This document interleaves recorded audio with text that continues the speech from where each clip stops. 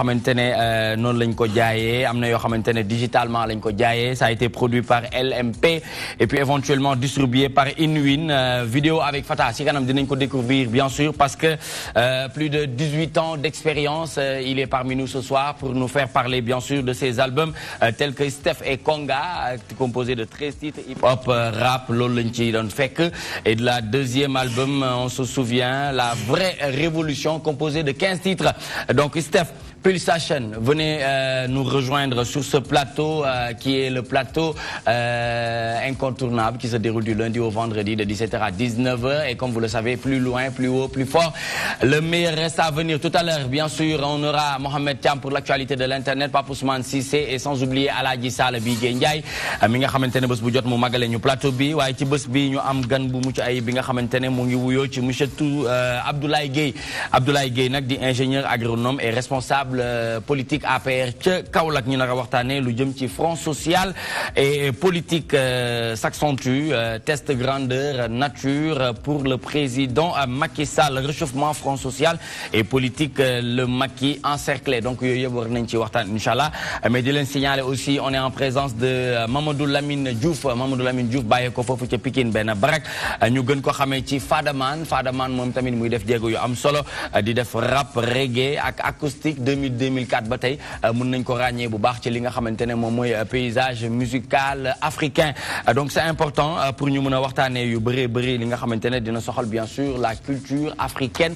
parce que moom c'est un Sénégalais lui c'est un Français avec un album qu'on peut appeler Stronger composé de 12 titres. C'est ça? C'est ça. Ça se passe? Super. C'est pour une première au Sénégal? C'est la première fois au Sénégal, wow. Donc merci beaucoup de votre accueil et merci de m'avoir invité dans l'émission, c'est un vrai bonheur pour moi. C'est un album de 12 titres avec, comme tu l'as si bien dit, avec Fata et Meta, qui sont deux Sénégalais bien en plus. Sûr, qui font la fierté. Hein. Ouais, vraiment. Et ouais, moi j'aime beaucoup en tant qu'artiste, c'est des artistes que j'aime beaucoup. Et puis... Qu'est-ce qui vous amène au Sénégal? Ben, c'est grâce à Fadaman qui m'a invité à venir pour son festival, pour l'Union Jeunesse Africaine. Donc c'était une cause qui me portait vraiment à cœur et que j'avais envie de défendre parce que ça réunit pas seulement le Sénégal mais plusieurs autres pays. Et puis mon mentor, il est sénégalais, il est enterré à Touba, il y a la maman qui est à Dakar ici.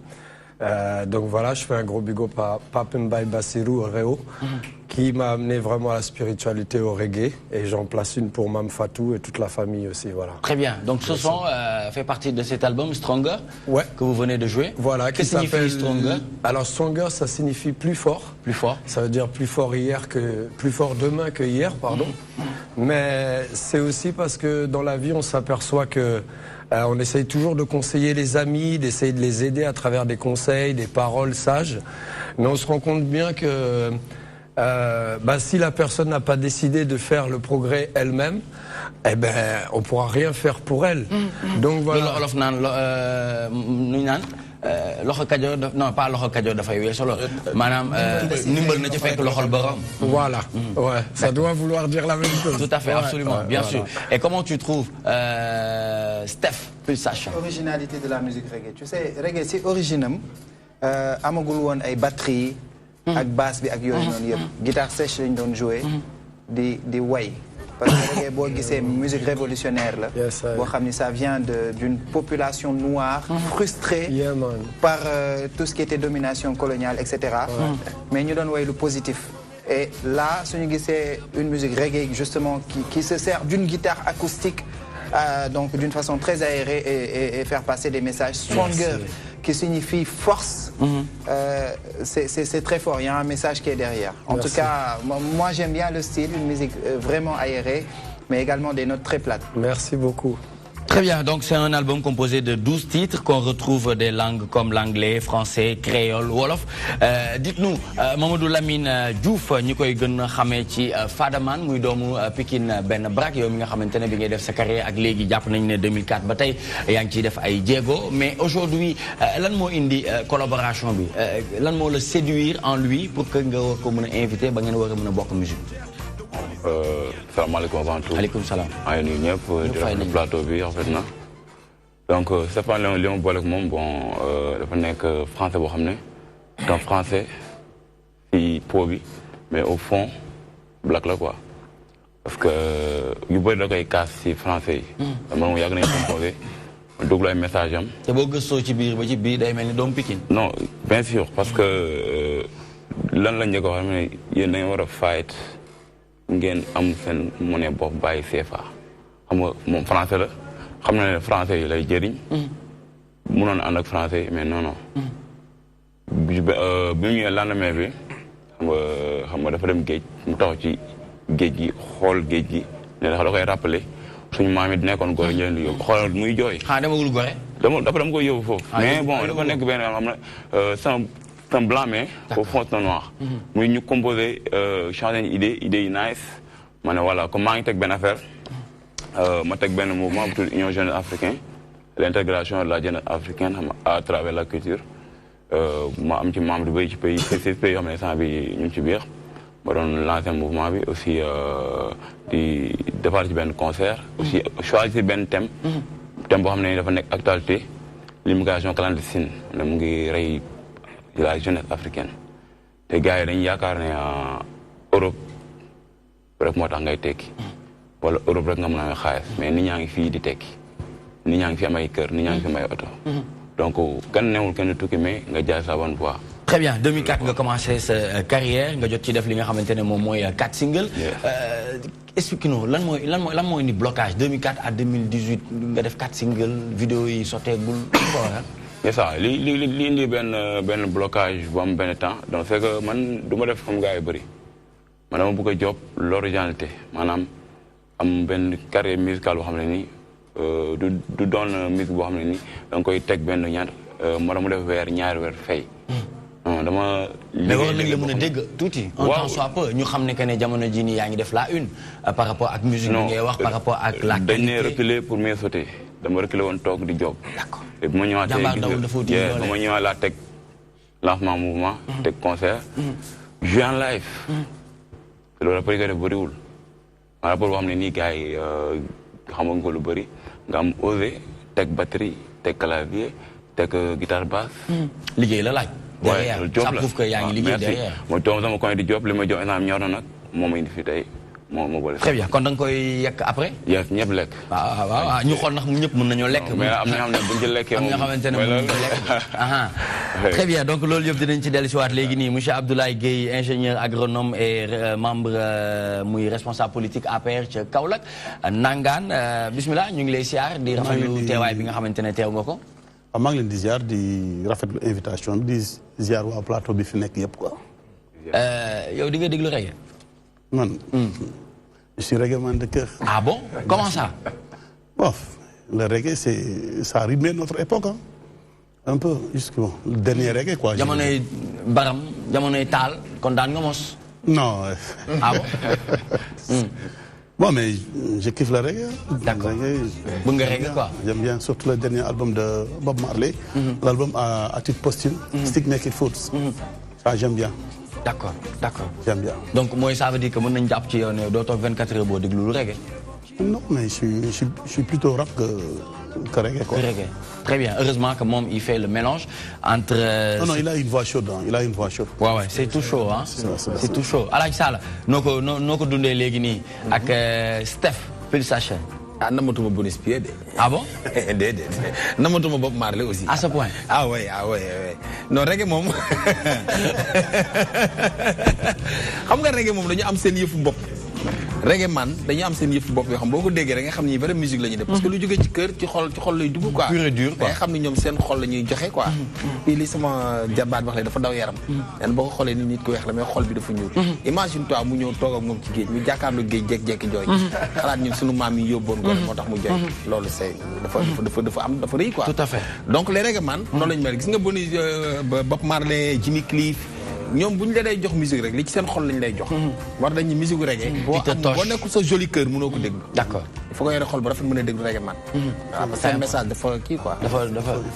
dafay accroché quoi. faut nga dégg voilà. Très bien, donc tout de suite sans plus tarder, nous allons regarder un petit extrait de cette vidéo avec Fata El Presidente. En nous qui signifie quoi en créole? En nous, ça signifie viens on y va.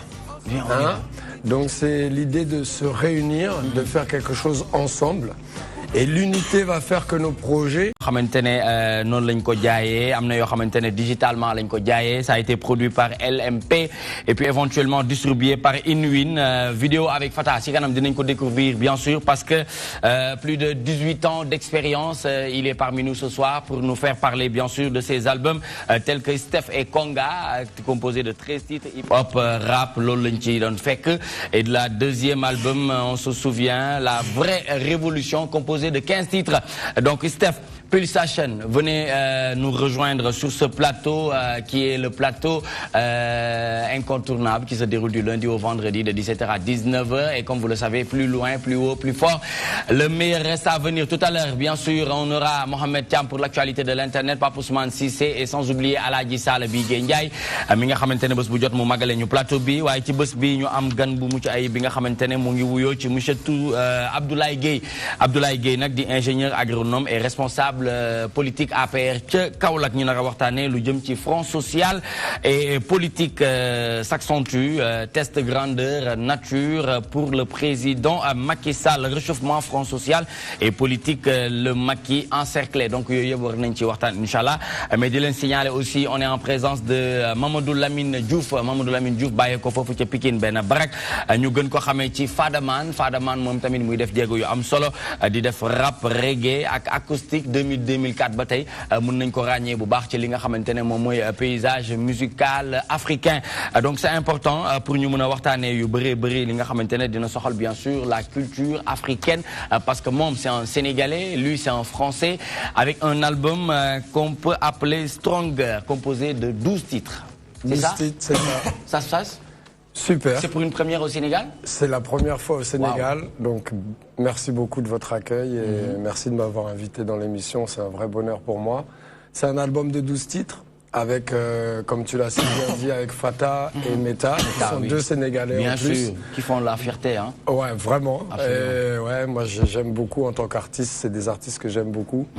Et puis... Qu'est-ce qui vous amène au Sénégal? Ben, c'est grâce à Fadaman qui m'a invité à venir pour son festival, pour l'Union Jeunesse Africaine. Donc c'était une cause qui me portait vraiment à cœur et que j'avais envie de défendre parce que ça réunit pas seulement le Sénégal mais plusieurs autres pays. Et puis mon mentor, il est sénégalais, il est enterré à Touba, il y a la maman qui est à Dakar ici. Donc voilà, je fais un gros big up à Pape Mbaye Bassirou Réo, qui m'a amené vraiment à la spiritualité au reggae. Et j'en place une pour Mam Fatou et toute la famille aussi. Voilà. Très bien. Donc ce son fait partie de cet album Stronger que vous venez de jouer. Voilà. Que signifie Stronger? Alors Stronger, ça signifie plus fort. Plus fort. Ça veut dire plus fort demain que hier, pardon. Mais c'est aussi parce que dans la vie, on s'aperçoit que on essaye toujours de conseiller les amis, d'essayer de les aider à travers des conseils, des paroles sages. Mais on se rend compte bien que si la personne n'a pas décidé de faire le progrès elle-même, eh ben, on pourra rien faire pour elle. Donc voilà. Loxo Kajoor non pas loxo Kajoor dafay weesu lool maanaam ndimbal na ci fekk loxol borom. Voilà. Ouais, ça doit vouloir dire la même chose. Tout à fait, absolument, bien sûr. Et comment tu trouves Steph Pulsation? Originalité de la musique reggae. Tu sais, reggae c'est original. Amagul woon ay batterie ak basse bi ak yooyu noonu yëpp. Guitare sèche lañ doon jouer di way. Parce que reggae boo gisee musique révolutionnaire la. Boo xam ni ça vient d'une population noire frustrée par tout ce qui était domination coloniale, etc. Mais ñu doon way lu positif. Et là, suñu gisee une musique reggae justement qui se sert d'une guitare acoustique, donc d'une façon très aérée et faire passer des messages stronger, qui signifie force. C'est très fort, il y a un message qui est derrière. En tout cas, moi j'aime bien le style, une musique vraiment aérée, mais également des notes très plates. Merci beaucoup. Très bien, donc c'est un album composé de 12 titres qu'on retrouve des langues comme l'anglais, français, créole, wolof. Dites-nous, Mamadou Lamine Diouf ñu koy gën a xamee ci Fadaman muy doomu Pikine benn brak yow mi nga xamante ne bi ngay def sa carrière ak léegi jàpp nañu ne 2004 ba tey yaa ngi ciy def ay jéego mais aujourd'hui lan moo indi collaboration bi lan moo la séduire en lui pour que nga war ko mën a inviter ba ngeen war a mën a bokk musique recherche yi ñuy def pour au moins am contenu par rapport ak seeni ay thèmes parce que c'est vrai que lu ci ëpp lu ñuy wax day nekk ay thèmes d'actualité muy nekk ay vécu contrairement c'est vrai ak ñenn ñi nga xamante ne aujourd'hui ñu ngi def musique mbalax wala musique africaine. soubassement bi quoi soubassement bi xam nga ñoom seen musique dafa am lu ñuy wax dose spiritualité ñu ci ëpp ci ñoom moo leen inspiré souvent il parle de Jah.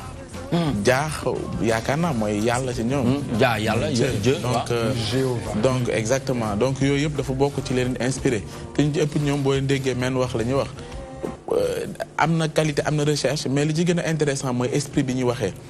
souvent du ñoo xamante ni dañu modeste yëguñu nit ñi ni ñuy yëgee àddina wala ni ñuy gisee àddina dañu mel ni comme ay artistes lañ. mais je veux dire artistes yooyu nga xam ne souvent bu ñuy reproduire dara dañuy fexe di xool lan mooy esprit bi loo xam ne xëy na nit ñi bu ko déggee dina ko frappé au-delà de li nit ñi di faral di gis pour man loolu moo def seen différence mooy que ni au-delà spiritualité bi leen di inspiré. mais dañ doon ñoo xam te ne ci seen œuvre dañuy gas pour que li ñuy génnee nit ñi mën ci retrouver mais jàpp naa ne loolu mooy seen base. Et aujourd'hui, qu'est-ce qui fait le choix divinité, la spiritualité et la révolution? Parce que tout à l'heure Mohamed l'a dit, quand on parle de la reggae, on pense directement à la révolution. Parce que j'ai vu votre deuxième album, vous avez sorti La Vraie Révolution. Voilà, et c'est ce que j'allais répondre à ça en disant que la vraie révolution, elle se fait pas dans les rues à faire couler le sang. La vraie révolution, elle est intérieure. Le djihad, il est intérieur. C'est-à-dire la première guerre qu'on doit mener, c'est contre soi-même, puisqu'on a le Dieu et le démon en nous. Donc on doit se battre contre cette tentation quelque part de faire des mauvaises actions, du mal. Voilà, la vraie révolution, elle se porte à l'intérieur de soi-même, une révélation. Et elle se défend à l'intérieur de soi-même. C'est pas pour aller faire du mal aux gens ou dire ce que tu fais toi c'est pas bien. Non, c'est moi, je m'auto-juge, les conseils m'aident. Et puis la divinité, donc Dieu, quel que soit le nom qu'on lui donne, nous dit vraiment ce qu'on a à faire en vérité si on écoute et qu'on lit entre les lignes. Très bien, on y reviendra tout à l'heure toujours avec Steph Pulsation qui a démarré sa carrière en 2001. On retrouve dans ses différents albums lu mel ni reggae, pop, blues, ak li nga xamante ne moom mooy coupé décalé. Même après, tout à l'heure, vous allez nous faire savoir ce que c'est que le jazz manouche. Hein? Ouais, tout à l'heure, vous allez nous faire découvrir le jazz manouche. Si peut-être que Mohamed connaît jazz manouche parce que lui c'est un bon mélomane. Mais tout à l'heure, nous démarrons l'actualité de l'internet appelée ActuBuzz. C'est parti.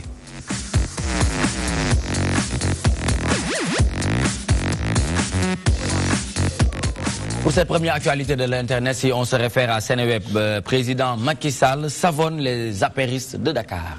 Tout à fait, Nicolas. C'est une information qui a été relayée par nos confrères de Seneweb, par beaucoup d'autres sites d'information. Donc, nous savons que le président Macky Sall dafa doon daje ak ñi nga xam ni mooy ay alliés wam noonu lañ leen di tuddee ñi nga xam ni ñoom la bokkal coalition bi di Benno Bokk Yaakaar moom moo ko dirigé nag. Donc, mu gis ni li mu jot a jàng ci élection yi ñu jógee mooy législative yi il n'est pas du tout satisfait ci liggéey bi nga xam ni gars yi amal nañ ko. Loolu moo tax dal na ci seen kaw bu baax mais lu weesu dal ci seen kaw bi jëm ci perspective li nga xam ne moom mooy élection présidentielle bu 2019 bi ñu jëm mu ñaax leen itam ngir ñu gën a retrousser leen seeni manches journal bi mi ngi xamal sax ni am na ay chiffres yoo xam ne joxe na ko parce que ñu ngi xamal ni le président Macky Sall moom dafa jàpp ni il n'est pas admissible que lu toll ci 80% ci ay nominations yoo xam ni def na ko mënu ko sax valoiral lu toll ci 7% ci électoral bi donc dafa nekk loo xam ni chiffre la yoo xam ni effectivement dafa jéggi dayoo négativement par rapport ak li mu investir comparé ak résultats yi nga xam ne am nañ ko ci donc muy xam ni lu weesu gore donc yeneen gox yëpp yi nga xam ni moo fi nekk donc résultats yi ñu fa am mi ngi nekk entre 29 ak 39%. mu nekk chiffre yoo xam ni moom Macky Sall nee na loolu doyul.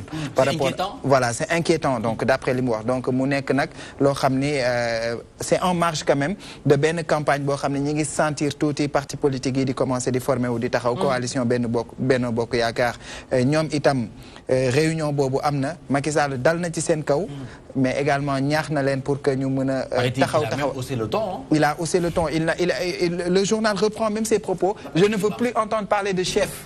Affaire yooyu wax na ni il ne veut plus entendre parler de chef. Donc que tout le monde est militant. Donc di xamal ne également que ñoom ñu deful la nga war a def rek mu delloo la rétrogradé la foofu moom. D'accord bu rëy bu mooy bummi. Abdoulaye Gueye mi ba da nga jàpp ne dafa bokk ci ñi ñu war a rétrogradé.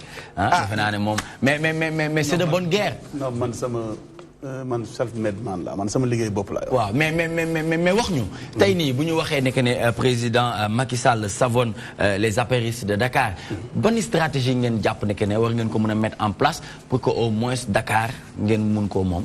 non en fait pour l'article bi c'est un très joli titre hein.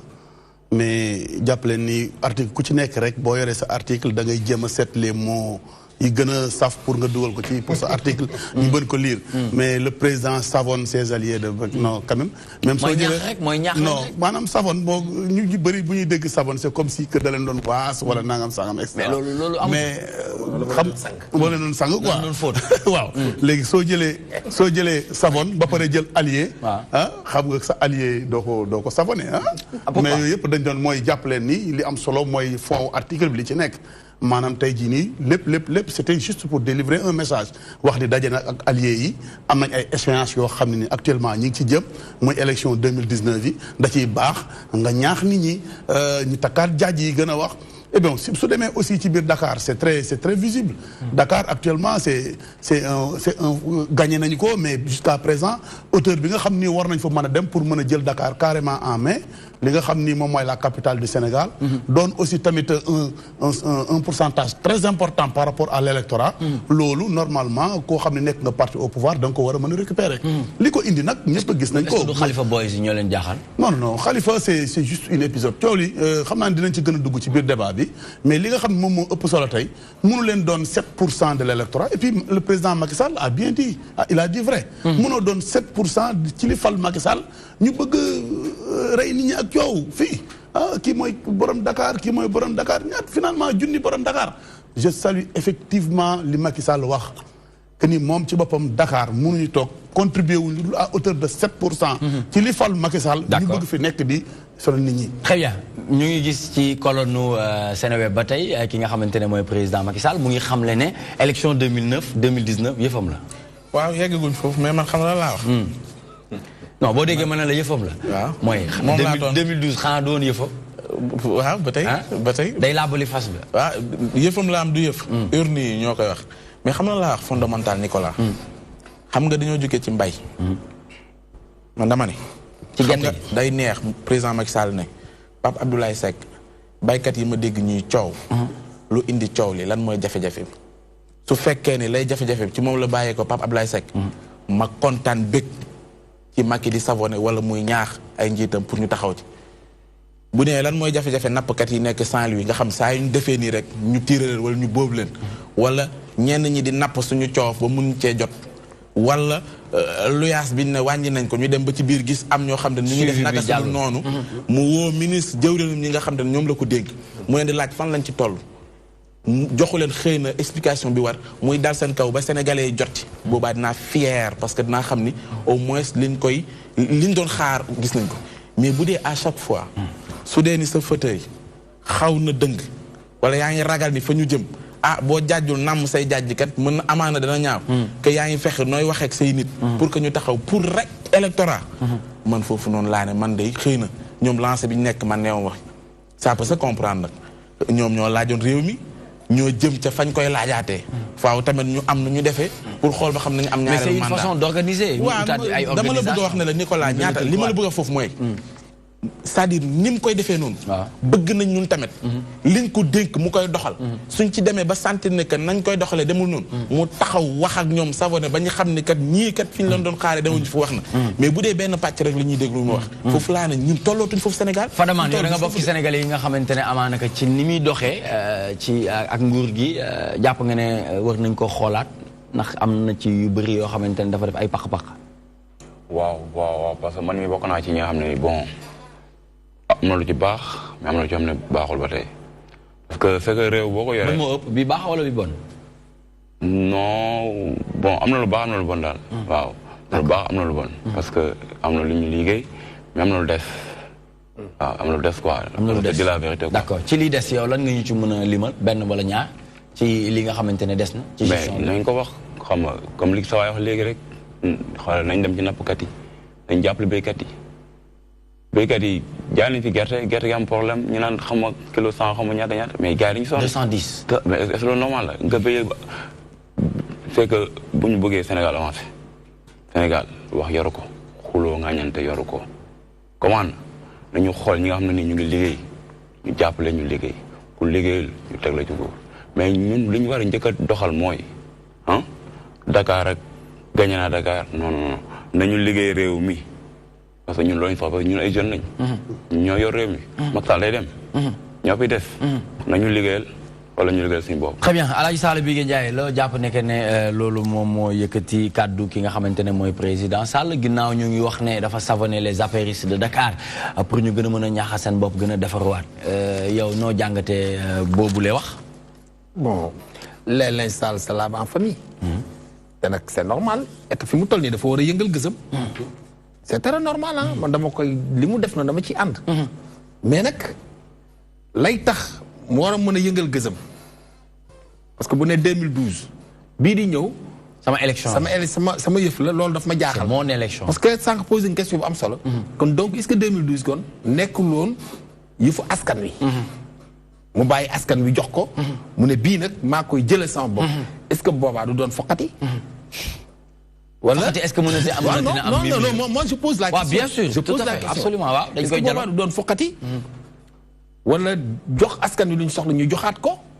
wala mu xam ne am na ñu nekk ci kanamam ñoo xam ne dañ ko war a fas yéene gàllankoor mu ne nii il faut mu effacer leen pour jàjj ay nitam ni taxaw leen nag ñu def suñu taxaw seen ñu def benn bloc pour mën a jàkkaarloog suñu adversaire parce que dégg naa mu ne ay adversaires yu féroces. non mën nañu ko comprendre ci benn sens. c'est mon élection mooy que ni ci 2019 ci la ñuy organiser élection présidentielle. ci magistère parce que 2012 doon moom. voilà moo tax ma ni loolu. léegi nag moo tax man foofu laay gisee. ci 2012 bi askan bee ko jox parce que aussi 2012 dafa def benn effort boo xam ne. gars yi dañoo nekk fii place de l'Indépendance dem ci lacrymogène yeeg kii moom mu dugg ci àll bi. fexe ba dugg ci askan wi. laaj leen baat ñu jox ko ñu xam ne kii actuellement moo fi nekk bii aussi am na nu mu liggéey. mais loolu ñu bëri rafetlu ñu ko ah. aussi lan mooy ci ba mu demee noonu ci àll bi bàyyi gars yi fii nii ñu nekk ci lacrymogène. parce que dañ ne combat bi combat wu ñëpp la woon. mais c'est le bonne guerre. wax ko loolu non c'est le bonne guerre de moo ko fal de. waaw moo ko fal de. loolu da lay wan ne yow da nga nangu loolu gis nga moo tax loolu moo lay wan ne gis nga askan wi. billahi askan wi ñooy fal. ku yaakaar ni say militant ñoo lay fal. wala ñi la bëgg ñoo lay fal da ngay jum. c'est que dañ jàpp ne say militants. ñoom ñooy masse askan bi pour askan bi wala laa fal. déedéet yow sa bopp. yow yaa indi programme bu tax ñu jox la. d'accord affaire bi programme la. xam nga plan Sénégal émergent bi. man dama ni comme amaguñu beneen plan bi fi nekk dañ ko pousse. parce que baax na mais nag léegi lan la mën a indiwaat beneen boo xam ne dina séduire askan wi liggéey. d'accord liggéey. transparence liggéey rek c'est important. oui monsieur Guèye. je crois bien que waxtaan bi. déjà c'est bien circonscrit. gis nga président su waxee ne élection yi samay élection la d'abord lu ci bëri génn ci li Sall Bigué wax. mais aussi jàppale ni 2012 dafa am nu mu demee Sénégal yëpp ñoo jóg mobiliser wu leader politique yëpp jóg taxaw pour barrer effectivement le chemin à certains ñi yoo xam ne il avait une volonté de confisquer le pouvoir. Macky Sall bokk ci leader politique yooyu. doonul ñu ci gën a ràññeeku wala nangam sangam mais bokk na ci ñi nga xam ni tey ci ñu mën a influencer ba beneen seconde alternance bi am da caa bokk. kon loolu daanaka peuple bi nga xam ni am na baatam ñu ànd ci wóolu ñi li xeex bi métti métti ñu ne Macky Sall mii lañ tànn pour mu jiite ñu kon c'est très logique que moom xam ne loolu noonu baatu peuple bi ci la bokk. tey jii nii si wàllu ne élection yi samay élection la mais daf ci doon dëgg ci lu bari benn. ci magistère am la mi ngi door organiser ay élections présidentielles. ñaar ay élections présidentielles la. on choisit un président choisiruñ ay communes choisiruñ ay kii on choisit un président. te moom mooy candidat wu Benno Bokk Yaakaar. kon yow sa bopp bu ñu la namee ci combat balaa combat bi doon combat keneen combat bi sa combat bopp la. loolu c'est dire que Macky Sall d'abord élection yi. élection am la. su doonoon loo xam ni ay wàllu lamb la wala nangam sangam da nga naan combat bi sama combat la balaa ngay xalaat keneen loolu c'est de un. deuxième chose. troisième chose. nga daaneel foofu non. nga daaneel foofu dañuy dem ci waxtaan bi de. da ngay ñëwaat wala ñu bàyyi la lépp. troisième chose bi ci def ba ma jox article bi. tontongu picc la. waaw kenn mënu ci am cër bu kon wasalaam. dañuy mos rek. dañuy comp rek. mais li nga xam ne moom mooy troisième chose bi. d'accord te mu leer ñëpp war ko mën a jàpp. tey jii nii gis nga Sénégal mi ngi dox am na ci lu bëri loo xam ni mi ngi dox. ah non mi ngi dox. ci ñenn ñi. non mi ngi dox. ci ñëpp lay mu ngi dox. non may ma rek ma expliqué. yow yëngu mu ngi dox. xam nga ndax man la Sénégal la ngi dox. dama lay jox benn. même réew. waay dox bi de dafa xaw a kii. non attends question fermée xaaral Guèye di nga wax de. non dama koy wax togg picc bi balaa koy gëm dëgg. nga seetaan niñ koy defee. mu ngi dox wala doxul. mi ngi dox. d'accord. soo paree ma jox la ma wax la ne. mu ngi dox wala doxul. kii foog mu toog Fadaman. doo ko am set la. yow xam nga ni man su ma toogee fee dama lay wax lu leer. Fadaman. mu ngi dox wala doxul s'il vous plaît. benn côté am na fu dox benn côté am na fu doxul. lépp mënul bon mais dafa am lu mën a baax. non loolu mënoo ko bàyyi de. non non non. mais du ma ko bàyyi. question fermée xam nga question fermée Fadaman. lépp question fermée oui ngay tontu. wala non ngay tontu. non c'est que lépp bonul mais lépp baaxul aussi. loolu nga mën a tontu. loolu rek nga mën a tontu. d'accord mu ngi dox wala doxul. doxul. très bien Alaaji Sall mu ngi dox wala doxul. mi ngi dox mu ngi dox. léegi li ma lay expliqué. léegi yow ci lan nga teg sa loxo ba ne dëkk baa ngi dox. déjà yow. ma laaj après booy Pikine la Mohamed. waaw. tey bi nga ñëwee dañ ne actualité di net nga ñëw génn sa machine taal. waaw am connexion rapidement ñëw génn li xew ci jaww ji xam lépp. waaw kon cela veut dire que soo jëlee intig yi ak wàllu communication tout est ok. sinon bu fekkoon nit loolu doxul benn partie la bu doxul ci secteur bi tey jii nii doo mën a def présenter actualité di net et cetera nga ñëw tey jii nii nga bëgg a jënd dara wala nga dem ci banque bi te émets un chèque boo ñëwee en toute sécurité nga dugg nga joxe chèque bi bu sa compte amee xaalis ñu génn xaalis jox la. nga génn dugal sa poche dox ndànk dem. kon ça veut dire que dëkk bi mi ngi dox ci côté boobu. nga tawal sa oto dem ci station bi. ñëw soxla gasoil da ngay joxe xaalis ñu jaay la. amul naan non gasoil bi jeex na rupture nga dem marché xool li la neex. pendant ce temps am na ay xale yoo xamante ne ñu ngi ci biir àll bi. di non c'est évident non c'est évident dama lay seet xam nga maanaam xam nga xam nga. xelam dal na moo tax muy xalaat banque. est-ce que xam nga balaa muy neex dëgg. moo dal moo tax ngay xalaat bi nga nekkee di def sa benn bi nga nekkee di teg say teg ah dañu lay ko nangul maanaam bi ngay wax waxu banque dañ la ko nangul nga wax waxu gasoil dañ la ko nangul nga wax waxu TIC dañ la ko nangul mais biñ ne la ca àll bi am na école yoo xamante ne benn classe bi 100 élèves ñoo fay nekk am na ñoo xamante ne sax amuñu sax professeur bu leen di jàngal waaw mais yow lu tax ñu naan baykat bi mu ngi jooy ci gerte bi nga xamante ne bay na ko ba noppi mais Nicolas dama bëgg rek nga taxaw ci njàng mi xam nga réew boo buggee yàq rek yàqal njàng réew. waaw bu la tey dafa mel ni loolu nga añee tey. boo ko bëggee. parce que loolu moo tey yaa ngi may wax. xam nga léegi jox ma benn c'est que yéen da ngeen di nga waxtaan de. di nga ñëw de. c'est comme ça day ñëw. léegi dama la laaj mu ngi dox wala doxul. nga ne doxul. mais Mohamed moo njëkk ne mu ngi dox. léegi moom mu wax ma. doxinu dëkk bi. alors lan moo tax dëkk bi mi ngi dox. man si sama gis-gis c'est moi que ça engage de toute façon. sama avis c'est clair. mais li ngay wax nii. ça ne peut pas engager quelqu'un d'autre que toi. yow yaay wax de fii keneen waxul kon yow rek la mën a engagé. alors li tax mi ngi dox institution yi nga xam ni moom la ñu am askan bi gindeeku nañ si lu bëri. si li nga xam ni moom mooy seen cër jëmale si ñun. ça c'est un grand pas xam nga bu njëkk dañoo tolloon si ère boo xam ni. nit ñi dañ leen di yóbbu rek fu ñu leen jàddaloo ñu jàdd comme ay suiveurs mais tey jii am nañ peuple bu souverain boo xam ni sañ nañ taxaw. donc si je comprends bien on nous a mis des œillères. non œillères yooyu moo dañ c'est-à-dire que fi mu nekk nii. on a une population boo xam ni dafay sañ a taxaw si mbedd bi ne non lii dootul am. démocratiquement loolu avancé bu mag la parce que peuple africain yi dañoo nekkoon ci paradigme boo xam ni. dañuy am njiit waaw c'est que mooy buum mi Macky Sall amatul sañ-sañ. samedi de bi ñuy joué PS4 de benn manette la ñu amoon beneen manette balaa ñu koy am sonn nañu trop. te defe naa ne dëkk bi waaw. yow yaa ko andi. te maa ko indi. PS4 nga wax man ci laa ko sant tuuti. da nga ne dëkk am na sécurité. fii lañ daaj benn banque bu nekk yëmbal. sori ko. waxal yaa may dégg. banque ba dañ ko daaji. policiers yi ñëwoon amuñ sa arme bu nga xam ne mën nañ tiré ak ñoom gars yi tiré jël xaalis fa nekk yëpp dem. mais loolu ça existe dans les grandes nations. mais oui moom moor yi bëri fii ay agression rey fii jàmm bi mais Sénégal amul sécurité. le Sénégal n'a pas de sécurité.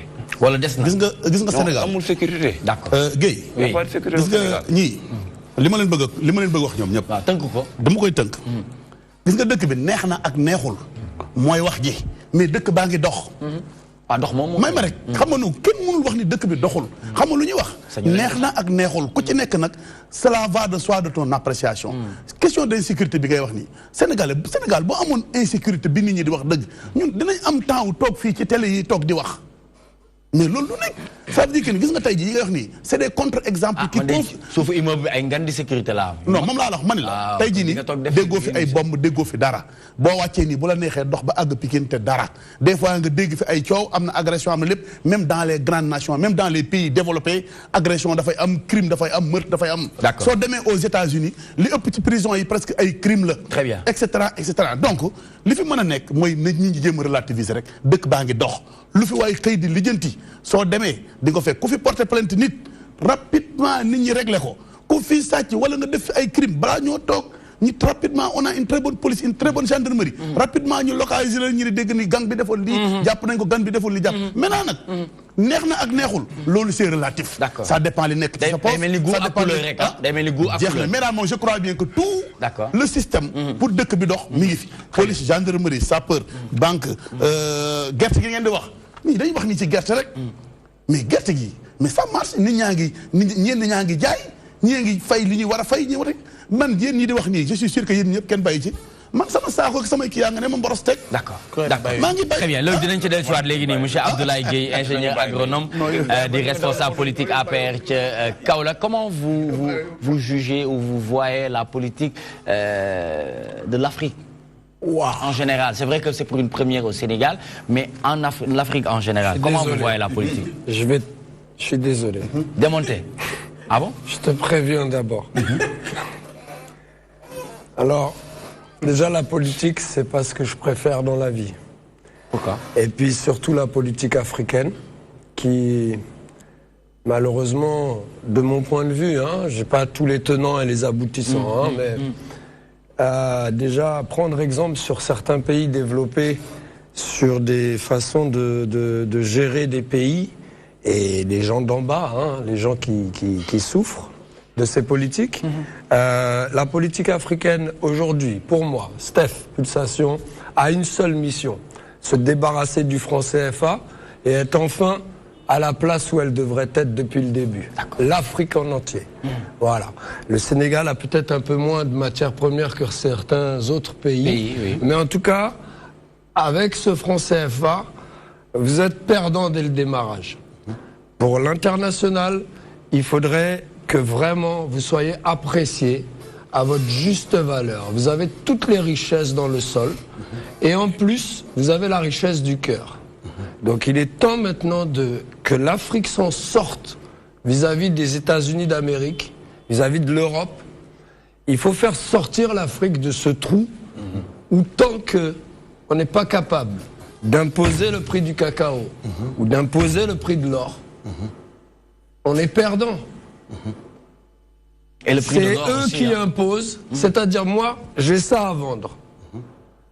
Tu viens me voir pour que tu veux me l'acheter. C'est pas à toi de me dire combien je vais te le vendre. C'est moi qui vais te dire le prix et tu acceptes ou non.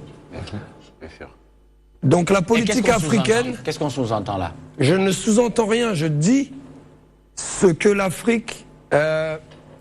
L'Afrique est un pays soi-disant endetté. Enfin, le Sénégal et les pays africains sont des pays soi-disant endettés. Alors que si on creuse vraiment, c'est la France et tous les autres pays occidentaux qui doivent de l'argent à l'Afrique. Et sans compter l'esclavage. Sans compter déjà ce qu'ils ont pillé et volé. Je parle de la politique et du système bancaire actuel. Et je ne suis pas un économiste. Mais il y a un vrai frein à main pour maintenir le peuple africain dans cette pauvreté. Et je ne parle pas même d'hôpital ou de médicaments. Donc moi, quand je me balade dans les rues ici à Dakar, j'ai mal au cœur. J'ai très mal au cœur parce que je vois des enfants souffrir. Parce que je vois des enfants qui vivent en dessous du seuil de pauvreté. Nous, quand on est pauvre en France, on galère avec 1 200 € par mois. 1 200 €, mon frère. Je veux que les Africains soient traités comme le sont les petits-enfants américains et les petits-enfants anglais. Très bien. Voilà. Et on va y arriver. On va y arriver. ñoom ñoo ñu gën a xam réalité am suñu réew li muy wax ni mooy lan fu la jëkk fayda yi suñu njiit yi war a am rek pour que ñu génn ci trou bi Afrique nekk génn ko mais li woykat boo yor rek nit ku ñuul dafa bëgg nguur dañuy bëgg ñi am di am ñi ñàkk di am ñi ñàkk di ñàkk tey yow mënoon exemple ma lay jox yow da ngay nekk ci benn koñ nga nekk fa un milliardaire ñaata kër yu ndaw ñoo la tiim mais iñaane nga sax jël kër koñ boobu sax nga ne naa leen jël bokk en charge di leen jox lii wala ndaw ya fa nekk ma daj leen fexe ñu am dara wala kër yi ma fexe ñu am jàppalante jàppalante parce que asaka yi di jóge bitim réew di jóge Arabie Saoudite boo gisee les saoudiens mi ke asaka yi ci lañ am mais yow da ngay nekk ci koñ bi doon un milliardaire wala un millionnaire xaj ngay teg si buntu kër wala benn gardien nga fay teg boo duggee si biir kër ku la woo nga ni nekk ma fi kenn du am ci yow accès te nga war a mën a dimbali doomu aadama yi d'accord li fekk loolu kër boobu amuñu ko di jàppalante suñu biir Afrique duñu mën a développé ci lépp nag mooy lii mu wax nii rek ñun am nañu lépp am nañ matière première am nañ kii mais amuñu sax courage boo xam ne mën nañoo wane suñu bopp te booy jaay sa dara wax na dëgg man bii fu ma la koy jaay maa la wax li ma la koy jaay mais waroon wax li ma koy jaay tu as bien dit. Très bien, merci beaucoup Aladji Saleh Bigué Ndiaye. Est-ce qu'on pouvait s'attendre au le contraire de président Macky savonne les apéristes de Dakar? Mais non, parce que gis nañ que ni élection yi ñu mujjee nii quand même APR ak poids bi ñuy prétendre ni moom la ñuy peser ci Dakar la capitale et puis on parle de la capitale c'est très stratégique tey ji coalition bu regroupé presque une dizaine de partis yor nguur gi ñu ñëw ci capitale bi quand même gis ngañ opposition bi li ñu leen won au vu des résultats donc cinquantaine de voilà donc tey ji c'est très normal que Macky Sall tape sur la table et puis effectivement dafay savonner parce que gis nañ yenn leader yoo xam ni ci APR lañ bokk mais dañuy dem seen base ñu perdre fa gis nañ ko si ñu bëri ci ñoom donc loolu c'est tout à fait normal. loolu mooy ñu woon coow gagner ou périr. voilà élection législative dafay dem ba dafay nekk slogan. donc loolu noonu réaction wu njiit bi su amee dal si kaw ñooñu nga xam ni dañoo nekk ay bopp yu mag ci parti bi ci coalition bi. dem ci seen base sax mënuñu fa gagner effectivement. y a de quoi mais Sénégal yëpp xam très bien merci beaucoup Guèye dinañ ci ñëw léegi nii plus loin on a avec Dakar Matin Ziguinchor une personne tuée lors d'un accrochage entre des militaires et des hommes armés. effectivement malheureusement le bilan s'alourdit ci coow boobu nga xam ni xew na foofu la tuerie de Bofa ça continue de faire mal fan yee déggoon nañ 13 ñëwaat naa fi wax que c'était porté à 14 mooy ki ñu mujjee woon découvrir yaram bi sax nekk en état de décomposition ci même jour boobu noonu à côté découvrir nañ fa beneen corps c'était passé à 14 finalement c'était passé à 15 finalement donc keneen koo xam ni un certain vieux manga donc on nous apprend que ci opération yi nga xam ni gendarmerie ak l'armée les militaires ñi ngi koy amal foofu am na ay affrontements yu fa am donc entre ay personnes armées yoo xam ne identifié guñ leen d'après li nga xam ne moom la ñu article bi wax mais am nañ benn bilan une personne décédée donc ci kaw accrochage yooyu nga xam ne am na foofu donc entre ay militaires ak des hommes armés donc mu nekk benn bilan qui s'alourdit quand même parce que boobu ba léegi ñi ngi dégg ay nit yu si ñàkk seen bakkan beaucoup de réactions au niveau des internautes ci article bi parce que ñi ngi naan est-ce que bu fekkee dañuy dem ci démarche solution ndax baax na quand même ay nit di continuer di ci ñàkk seen bakkan donc mu nekk également loo xam ni dafay remettre en question un peu la méthode bi nga xam ni moom la force de l'ordre yi di employer foofu parce que ça sert à rien que ñuy def enquête mais que ay nit di ci ñàkk seen bakkan de façon continue. D'accord, très bien, merci beaucoup Pape Ousmane un commentaire. waaw mais bu ñu fàtte ne aussi empiré wu. waaw mais bu ñu fàtte ne tamit li ko indi mooy lan. li ko indi mooy dafa am ay nit yu armé dugg ci forêt rey lu tolloog 13 personnes mais ñi rey ñooñu ay ngànnaay lañ yoroon donc armée bi bu taxee bu wàccee sur place il faut quand même mu def liggéeyam li tubaab naan on ne peut pas faire des omelettes sans casser des œufs loolu moo ci am mais ce qui est sûr comme ni ma ko waxee woon mooy enquête bi bu yeggee jusqu'au bout dina génne lu yéeme ci coow li mais li ma wax mooy te c'est important lu yéeme dans quel sens mooy ñi laala ñi takk ci mbir mi yëpp mais li am solo mooy nguur gi am na benn jackpot boo xam ne fi mu ko téye foofu la nañ ci continuer pour ñu génn ci lii suñ ko bàyyee ñu fléchir ci di ci dugal ay yërmande ay kii fi ñu bëgg luñ ci bay yegg crise Casamance ñun ñëpp ñoo bëgg mu jeex am na ñoo xam dañ ciy profité wu ñi ci profité wu di ci def naka sudul noonu ñooñu ne leen teg loxo mu jeex tàkk te pour mu jeex nag doo bàyyi jaan buy romb ñi ciy profité mooy ñi ciy enrichir mais exactement nu problème bi di gën a di am ñu gën di dem ñoom ñuy gën a nekk à l'aise te boo xoolee depuis ba coow li amee communiqué yi ci génn coow li ci génn booy analyser li di déglu de part et d'autre Nicolas di nga xam ni am na li naan garab buy maanaam bu bëree coow xob yu dëgërul di wat moom laa di wax ni moo tax ma ne la jaan doo ko bàyyi muy romb ngay dóor ci ginnaaw sama benn papa bu baax ma ko wax Gorgui Sarr. d'accord monsieur Abdoulaye Gueye qu'en pensez-vous lan nga ci xalaat ci li nga xamante ne moom mooy jafe-jafe fan yi bi nga xamante ne yëngal na une partie de la Casamance. voilà là moom je crois bien que Casamance dee bi fa am ni neexul kenn. parce que ay vies humaines yu dem amul sens et puis j'ai salué au moins opinion nationale bi d'abord bi problème bi amee ñëpp a bokk naqarlu ko.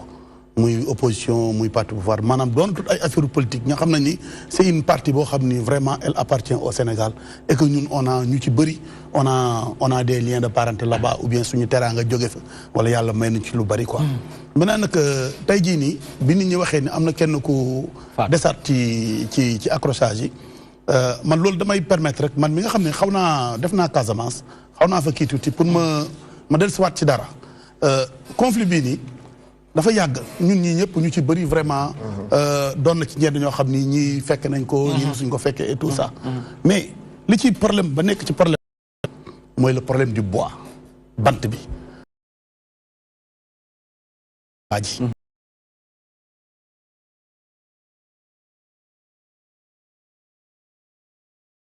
lii moom mooy les ressources te nga xam ne Casamance mën na compter ci lu bari ci loolu pour mën ci développer wu ñooñu c'est des bandes armées yoo xam ne ni des fois ce ne sont même pas des Sénégalais ci yeneen dëkk la ñuy jógee kat nangam sax infiltré wu ñëw toog foofu maintenant man li ma ci gën a jaaxal ba jaaxal ma ci mooy boo dégloo histoire rébellion ak histoire MFDC c'est très rare ngay dégg ni MFDC jàpp na ay civil tër leen nii rey leen parce que li xew tey c'est comme si ñoom ils étaient partis à la chasse dem dajale ay nit ba ñu bëgg tiim leen di leen tirer man c'est très rare nga dégg ni MFDC noonu la daan agir MFDC da daan laal effectivement ñi nga xam ni ñooy militaires yi ou bien les corps habillés et tout ça mais dem ci civil man Ziguinchor dem naa fa à maintes reprises fekk na ma fa à maintes reprises soo duggee ci ba dugg ci seen zone yi xam nga ñoom dañ lay def dañ lay dóor yu métti nangu sa portable wala ñu nangu say daal. mais aujourd'hui armée nationale bi naka la war a mën a def ba mën a yegg ci zone yooyu nga xamante ne dañuy wax zone la yu ñu mënul yegg. xoolal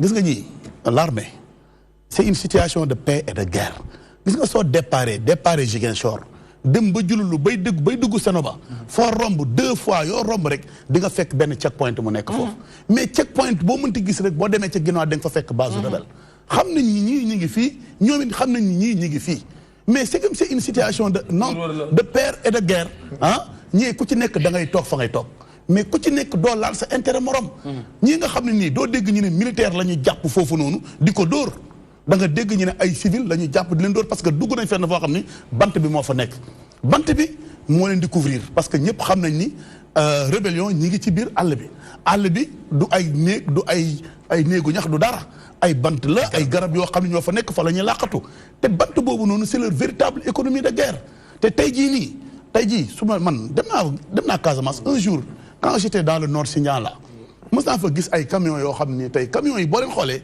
da ngay xam ni camions yi ñooy transporter bant bi ñoom ci seen bopp ñooy chargé bant yi teg ko ci camions yi romb jàll ci frontière u Gambie bi ñu yóbbu ko depuis bi Yaya Jammeh génnee fii ba tey peut-être que seen activités yi dafa xaw a dem mais là toujours est-il que bant bi ba tey mi ngi génn di dem fi nga xam ne ni moom mooy fële la Gambie dafa war a mën a coopérer parce que bant bi jaaratul fenn fu dul ci diggante Guinée-Bissau ak ci frontière Guinée-Bissau ak Gambie mais nag bu ñu mën a soit ñu tere bant bi ñu ne nañ arrêter complètement l'exploitation du bois au niveau de la forêt voilà ñu désarmer ñi nga xam ne ñoom ñoo nekk foofu te forêt bi di ko utiliser di ci jaay di def ay kii nangam sax maintenant nag d'accord ku bëgg omelette mais il faut nga tëji nen il faut s'attendre à autre chose et man armée bi actuellement ci li ñu nekk ni man je les encourage nañ leen bàyyi ñoom ci seen bopp ñu dem lu ñu fa war a def ñu def ko pour que la Casamance soit pacifiée une bonne fois pour toutes waxtu bi jot na pour frontières yi ñu gën leen mën a sécuriser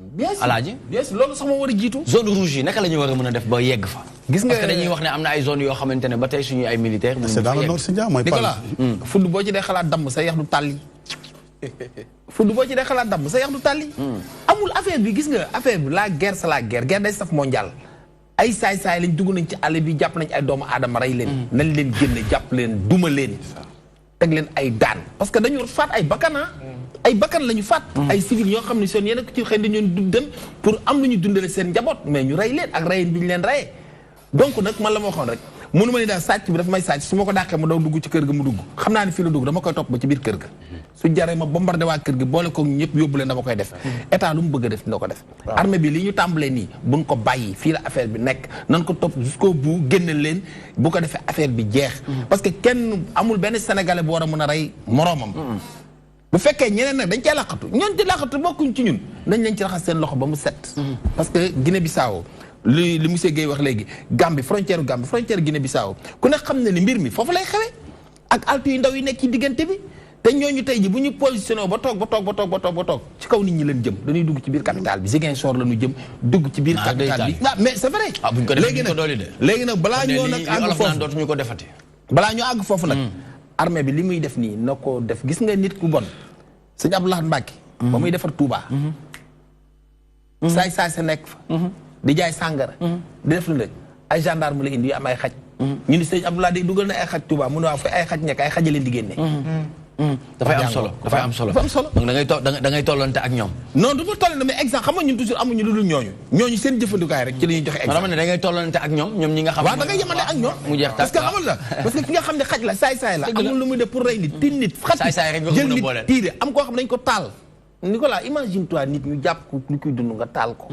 fu la bon mën a yem kooku tey am na famille am ndey am baay peut-être am na ay doomam yooyu tey jii ñooñu seen waajur wóor lañ yaakaaroon te da doon dem rek pour dundal leen yow nga nekk ci àll bi ni man fii di ma fi toog la nga fay def mooy bay yamba kooku dofloo nit ñi ngay yàq société amuñu njëriñ. Lors de votre séjour, vous pensez aller visiter la Casamance? Mon premier objectif, c'est d'aller à Touba. Touba, d'accord. À Gorée. Gorée. Et puis la Casamance, on m'en a tellement parlé comme étant un pays très joli que j'aimerais bien y très aller. Riche, ouais, très riche, et des belles forêts. ñeme nga ànd ak moom foofu ñeme nga ko yóbbu foofu. ragal parce que amul jafe-jafe. période mën nga dem naa Casamance. waaw mais dama ne di nga ko yóbbu. mu yóbbu ko ma dem visité ji waaw dem visité ji parce que am nañu fa benn copain bu nekk foofu. mais il faut ba faa nga jëm de. mais loolu mais pourtant non nekkul instant bi de. instant moom mu la. Très bien. D'accord. Pendant ce temps, l'enquête sur Boffa continue. Enquête sur Boffa, un journaliste parmi les personnes interpellées. Effectivement, enquête bi mu ngi continuer. On en a parlé depuis audition yi nga xam ne gendarmerie commencé na ko depuis semaine bi passée. Cette fois, c'est un journaliste qui a été arrêté du nom de René Kapa Bassène. Loolu la ñu information bi jox image moom la ñuy gis noonu ci écran bi. Ci ban organe la nekk waxuñu ko. Donc moom waxu préciser wuñu organe bi mu nekk en fait li ñu wax mooy ni li tax ñu jàpp ko dafa am une coloration MFDC. D'après donc li nga xam ni article bi xamal nañu ko dafa am une coloration MFDC et que bokk na sax ci ñi nga xam ni jàpp nañ ci communiqué bi nga xam ne bi carnage bi amee dans les heures suivantes MFDC am na benn communiqué bu mu def donc moom que on apprend quand même qu'il est très en relation daf leen a jege ak yooyu donc loolu tax na ñi nga xam ne ñoo nekk ci enquête bi dañoo orienté wu ci pistu autorité administrative locale yi nga xam ne ñoom ñoo nekk foofu ci région de Ziguinchor parce que effectivement bu ñu gëstoo détails yi nga xam ne ñoom ñi ngi koy joxe progressivement ci enquête bi dafa mel ni affaire bi dafa nekk ci kaw dafa am ay nit ñi nga xam ne ñooy jiite foofu région de Casamance au niveau administratif yoo xam ni lépp lu jëm ci trafic de bois illicite bi nga xam ne moo waral carnage bi ak yeneen détails yëpp. Est-ce que loolu noonu du kaddu yi nga xamante ne Pape Ousmane moo ko doon wax léegi ne que ne am na ñoo xamante ne dafay def seen affaire. Chaque fois mu am yëngu-yëngu ci biir Casamance rek dafay defal voilà on sent qu'il y a un vaste réseau qui est derrière ce trafic illicite de bois donc tey jii bu ñu demee ba enquête bi di orienté wu vers des autorités administratives locales ça veut dire que ils veulent couper peut-être le problème à sa racine à sa source parce que bu ñu remonté ba foofu peut-être il pourrait effectivement faire tomber de grandes personnalités yi nga xam ni fi mu nekk noonu ci Casamance ñoom ñi ngi nekk ci bopp bi. Très bien donc Pape Ousmane jàpp nañ ne jamono yi wóolu doomu aadama moom dafay jafe de ah. waaw nekkee da ngay nekk journaliste ba pare ñu ne ñi xalaat ne da nga coloré ak MFDC dafay indi ay jiixi jaaxa. waaw mais journaliste nit la. am na ay sensibilité waaw dafa am taxawaay buñ ko waaw comme métier rek. buñ koy comme par exemple comme métier rek maanaam tey li mën a différencier. ni ma la ko mën a expliquer mooy. tey démb la ñuy seetaan match football bi nga xamante ne arbitre bi joueur bi dafa daw ba daanu ci kaw mu mujj pas de joueur. pas de moo tax léegi suspendre nañ ko. waaw arbitre non jusqu'à nouvel ordre. jusqu'à nouvel ordre kooku à vie la war a doon. parce que nekkul sportif. mais parce que gis nga Nicolas ci tàngaay gis nga Nicolas donc socio bi rek gis nga nit li fekk yaa ngi nekk ci benn moment. nga xam ne lii ay doomu aadama rek la. waaw benn action am na nekkatoo nit. kooku nañu ko génne dina rey nit. moom bàyyi day rey nit.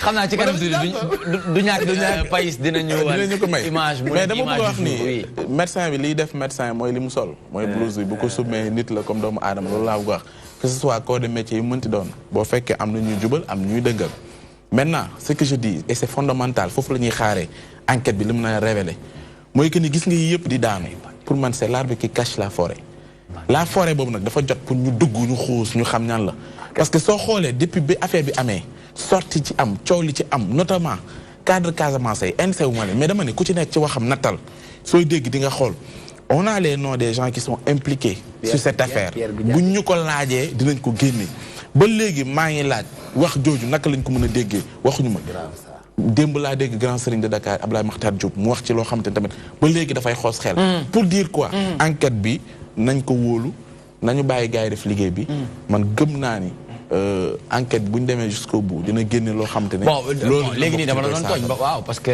ne la MFDC la bokk en tant que journaliste dafa mel ni tey rek yow nga nekk journaliste nii ba pare bokk APR xam nga nit nga war naa mën a nekk waxtaan semaine bi passée responsabilité wu presse bi ci ni ñuy traité question wu Casamance bi xam nga fan yi semaine bi passée doon nañ si waxtaan effectivement ñoom dañoo am rôle bu déterminant boo xam ni dañ ko si war a jouer donc tey jii ñan lañ ciy dégg même su fekkee non mais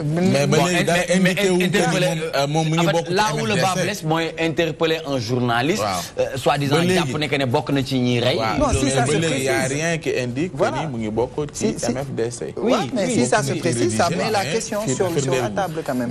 Mais ça peut se comprendre ci zone bi ñu nekk du moom rek xëy na am na ñeneen ñoo xam ne tamit ñu ngi doon liggéey di bind di génne. surtout kenn la koo xam ne c'est un spécialiste ci dossier Casamance bi donc ku ci xam la. mooy li ma wax rek nañu xaar. nañu xaar waaw ba xam nañu jàpp daal ne Pape Ousmane journaliste la mu ngi bokk APR te. na ko doxal daal choisir APR doxal. man jour bi may jour bi may waaj a politique yéen ñëpp du ma leen bàyyi. mais wuy ma jour bu ma pare pour politique te incha allah na am bu may samp sama ndënd. mais du ma leen bàyyi yéen. ndënd ban. candidat réew mi. ah bon non yow Nicolas yow réew mi suñu la xoolee jagee. non Idriss Seck nag. mais man réew mi jagee. voilà non pour le xam nga ni ko mënatoo xam naa fa nga jëm ubbil nga ko yoon nag. parce que ay mu xaabaabal mais Ansoumana Dione aussi sa xarit li toogal fii waaw mais c'est vrai que 2035 damay laaj. après ton ami. après mon ami. ah ouais. quand mon ami est là. kon yaa ngi koy def comme ni ko El Hadj Diouf defee non ni ko Aline Mbaye ne li fekk grand baa ngi fi. du ma laaj waaye bu ma joxee ma jël. waaye li fekk président ngi fi du ma candidat waaye bu ma joxee ma jël. te loolu la El Hadj Diouf waxoon tamit donc merci beaucoup pour ces actualités de l'internet Mohamed Thiam li ñuy def mooy rentrer dans le vif du sujet ngir waxtaan ak ki nga xamante ne mooy monsieur Abdoulaye Gueye ingénieur agronome et responsable politique APR ca Kaolack réchauffement front social et politique le Macky encerclé. mais balaa ñuy dugg ci loolu dama la gis bi ñuy wax affaire 200 milliards yi Mimi nangam nga jug di défendre Mimi te xamoo dossier yi ndax 200 milliards yooyu ñuy wax am na wala amul. loolu noonu mën nga ñu jox firnde. waaw balaa nga naan li mu wax noonu la xanaa nga yër ko ba xam est-ce que réellement 200 milliards yi. non c'était juste benn mise au point. Mimi Touré femme d'État la. jigéen joo am fulla la. bu xam nu yëf yi doxe et je crois bien que lu mu waxul lu mu bëggul nit xam ko ci moom doo ko xam su ko waxul doo ko xam 200 milliards yooyu ñuy wax noonu. nit ñi ñëpp jàpp ci di ci wax benn fraction bu ndaw la rek. benn fraction bu coupure bu ndaw la ci benn débat bu mu doon def pour bi ko Bamba Fall accusé ni dafa laal ci xaalisu caisse d'avance bi mais journaliste moom li ko intéressé moom rek lay jël ci lañ jëlee waxi 200 milliards. non ñun weesu nañ loolu. même rek ne yow ndax di nga dëggal. loo xamante ne yow est-ce que wér tax nga dëggal ko da ngeen seen diggante dafa ratax wala. da ngeen am relation. non am nañu relation mais li ma mën a expliquer.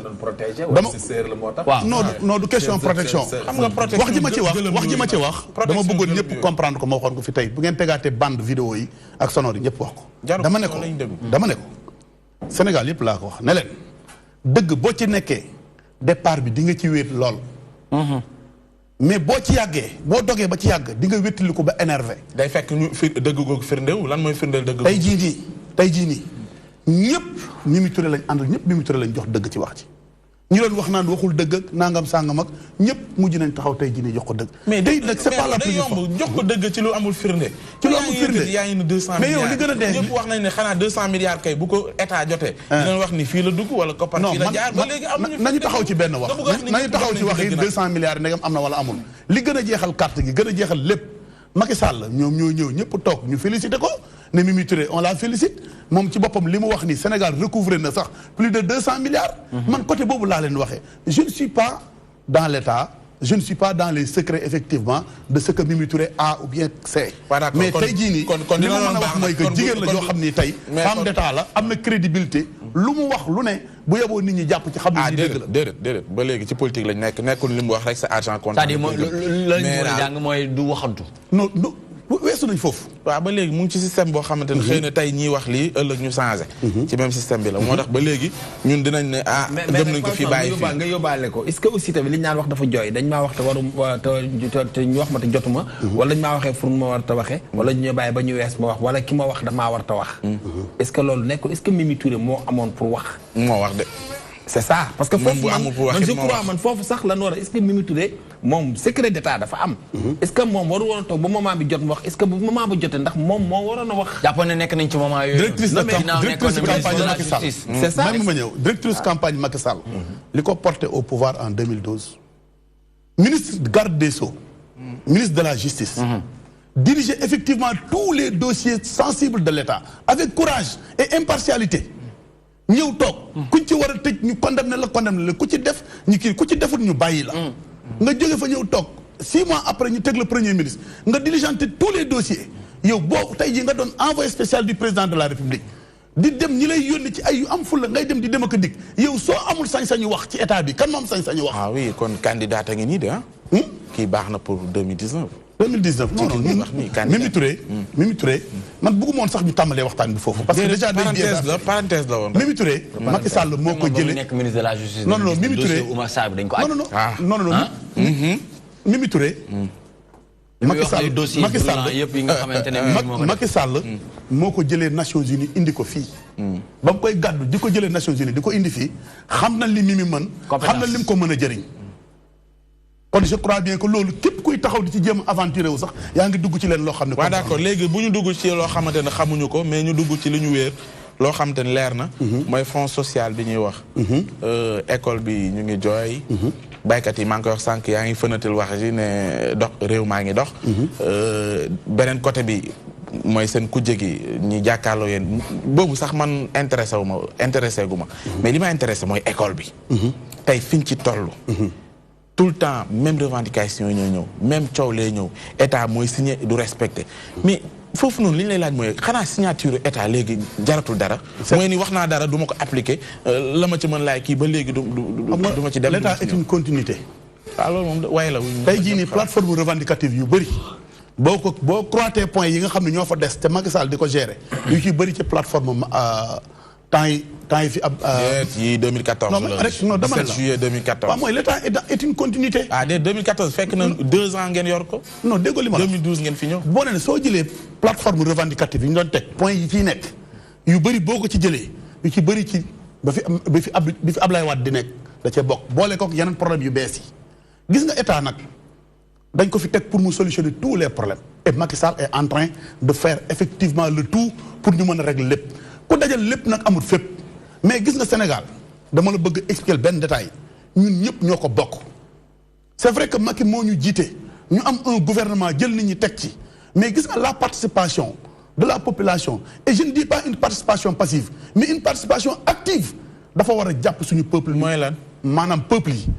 ci nekk dans tous les segments nit ñëpp bu ñuy toxee comme ni ñi def nan our interest of the nation maanaam bu problème mu intérêt national bu jógee ku ci nekk da ngaa war a jël sa yëre nga teg ko fee nga ñëw ñu ànd def ci loolu man je suis né d'un père enseignant man li ma toog ni yëpp jàngale ma ko def ah kon tey jii nii lu ko war a jàppale enseignants yi rek ci lañ bokk mais gis nga enseignants yi aussi am na ci leen loo xam ne dañoo war a mën a xam ni seen ay doom ak ñun ñëpp ay Sénégalais lañ ñu am loo xam ne dañ ko cay bàyyi ñëw dem mais à chaque fois ñu naan sauvons l'année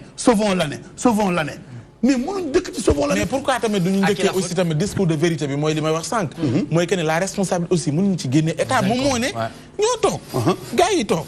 lii mooy suñuy ñaxtu. mu ne lii mën naa ko lii mën naa ko. xaatim ko waaw lu des dul mu jëmmal loolu mu wax. mais lu ci nekk gis nga boo xasee croité ni solution bi mën naa ko gis nga solution dafa am solution à court terme. solution à moyen terme et solution à long terme lu long terme nag boo ko bëggee jël ne ko court terme lay doon jafe-jafe da nga koy indi état da ngeen ko ciy may on a élu le président Macky Sall pour un mandat de 7 ans 7 ans yi jeexagul lu ne xaj na ci diggante sumee kook solu lu ne xaj na ci nañu bàyyi l'état mu jël temps mu def temps tey nag xam nga lu ñu la population aussi jël tout jël li nga xam ne lépp normal na mu jël doole ji jox ko président Macky Sall lam ca man mu def ko ba ñu xam ne kii tële na. mais xam nga ñu jaaxal ci loolu mën nañ ko d'accorder li nga wax nii mais li ñu ci xaw a jaaxal mooy période bi ñuy wax ni mënul loolu yaa ngi wax court terme long terme xaw ma ban la ci mais période bi ñu koy wax mais beneen wàll gi yeneen ñuy wax train express régional dañ ko gëmloo dugal ci plus de 1500 ngeen wax mais selon Ousmane Sonko ëpp na ko yegg na peut-être ba 1000 milliards mais loolu jàppoon ni loolu rek buñ ko taxoon même bu dee du priorité ci ñenn ñi ñu taxaw pour sauver njàng mi loolu buñ ko dugaloon duñ ko saafara xool gis nga Sénégal dafa am un budget boo xam ne nii l'éducation da ciy couvrir plus de 40%. man bëgg naa ñu taxaw ci 40% yooyu ñuy wax tout le temps. ba 40% bu duggee ci budget ci Sénégal ci njàngum Sénégal da koy jagal. waaw koppar yooyu noonu. xam il faut tamit ñu def état des lieux. ñu xam est-ce que réellement koppar boobu ñu destiné ci njàng bi ndax mu ngi fay dugg. est-ce que yaa ngi dugg ci àll bi. yéen a ngi inauguré. non du inauguré xam nga man li ma lay waxal nii man dama ko dox. mooy. gis nga si tu vas ba jëlal région bi gën a reculé ci Sénégal muy Kédougou. da ñemee nekk jusqu'à Gamédié dama ko def. de Mithiou jusqu'à Saint surtout dama ko def. tabax fa ay salle de classe tabax fa ay CEM te tey jii nii nga dem ci dëkk yi gën a reculé nga xam ne tey su fekkee ne yow da nga ëmboon jigéen bu ëmb foofu bu ñu toogee bu ñu yàlla ji buy commencé wicc dañ lay rawale. génn la fàtte mais dina yoro fulaa da nga leen fàtte. parce que foofu boo fa demee ba léegi ay abri provisoire moo fa nekk ba fi ma wax amul lycée. lotissement ba fa nekk mën naa ko def. mën na yoro fula lotissement ba fa nekk. mais di nga nangu ni amul lycée.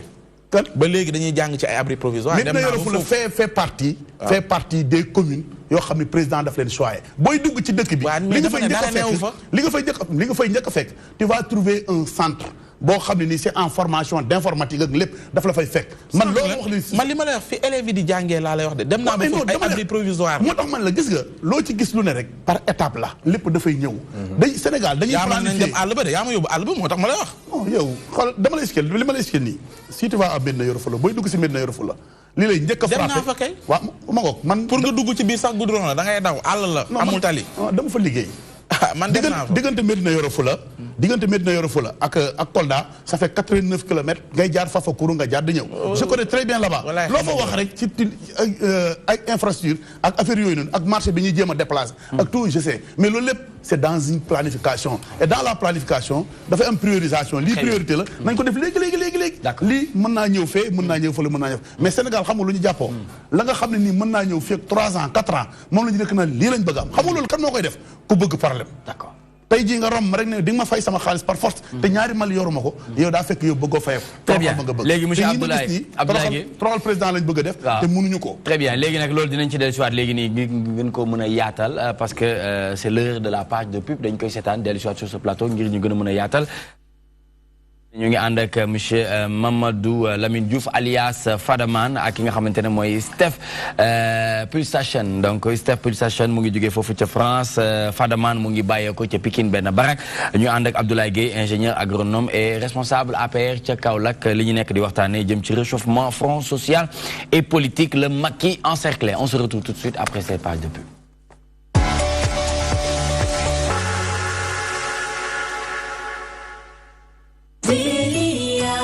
Chocolat big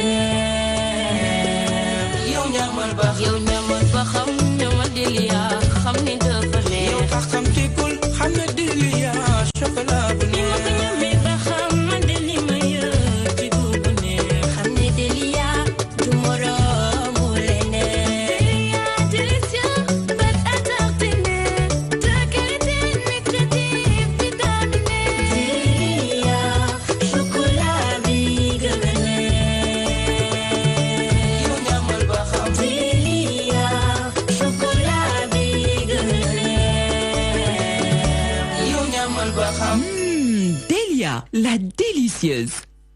C'est Nico, moo ñu ko indi lu neex lu saf-saf épice kadi tomate kadi doore da koy safal. lu neex la lu saf la lu neex li lan leen indil épice kadi tomate kadi doore da koy safal lu saf sa neex a ngi lii mooy kadi. ñun jigéen ñi taamu nañ ko kadi tomate kadi doore safal sa cin. ganaar da koy safal. ndawal da koy safal. ceeb da koy safal jigéen ñi lii mooy kadi. taamu naa ko yow sama jeeg na bokk sa ndug soo bëggee dégg sa jëkkër yow dee ko kadi. duggaale ko indi mooy safal sa cin kadi tamaat kadi doore neexal sa kër. kadi rek sa cin saf sel te wóor xanaa neex.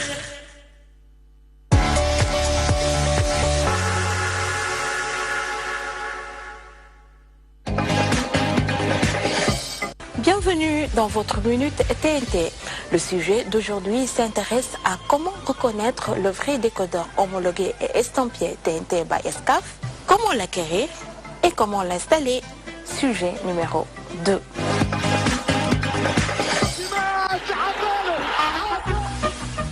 Dans le précédent numéro, vous aviez vu tout le mal qui s'est donné pour regarder la télé.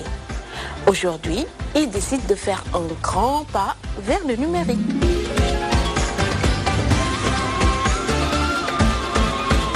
Issa, lui, a décidé d'aller chez Excaf Télécom pour acheter son décodeur TNT by Excaf. Yéen tamit mën ngeen dem ci suñu revendeur agréé yi nga xamante ne ñu ngi partout fii ci Sénégal ngir mën a jënd seen décodeur TNT. dama ñëwoon pour jënd si décodeur TNT by Excaf. ñaar yi ñoo ci nekk ñoo ci am bii moo njëkk a génn bii moo mujjee génn. Il est important aujourd'hui de reconnaître le vrai du faux. Il existe seulement 2 décodeurs TNT by Excaf qui peuvent recevoir parfaitement le signal numérique. ñu koy jaay 25 000. 25 000 da ngay amaale ñaari weer yu ñu lay may. loolu xéewal la de.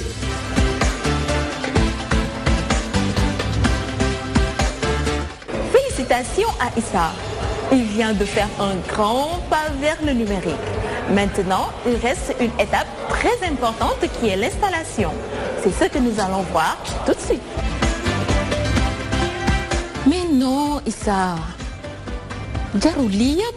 Installer son décodeur TNT, c'est comme un jeu d'enfant.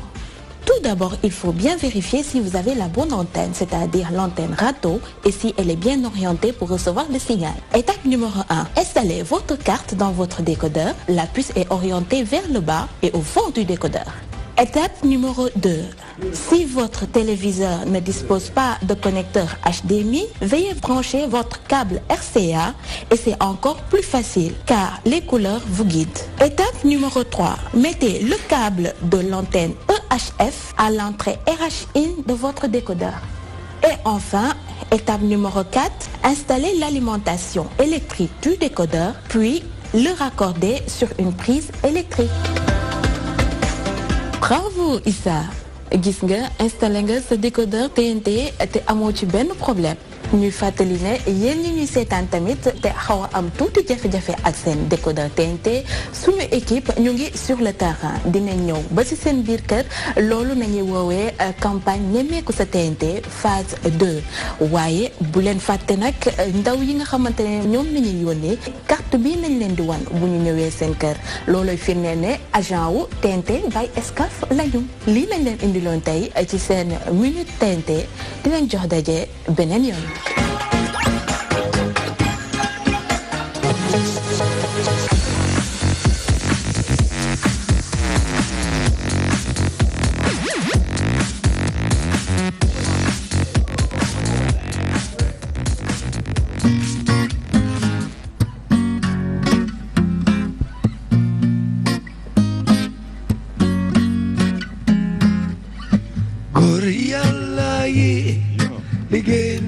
Sénégal góor yàlla yi liggéey naan Sénégal góor yàlla yi liggéey naan Sénégal góor yàlla yi liggéey naan Sénégal mi nekkoon dem ba barki dem ba di fàttal islam muy leen fàtte mukk di ñeent yu baax yi raw dina sangu sangi Muhammad sallallahu alayhi wa sallam benn fu lu kenn deful lim jaamu ci kaw suuf ba mi dem door ko jaamu seen yu baax yi waaj topp ay tànkam xaaju Mali bàyyi ñett Maamu Laay ak Sëriñ Tuuba waaj ak ay jarxa ngir gën a digal islam teg ci yoon li ñàll tarxa yëpp ñoo bokk yem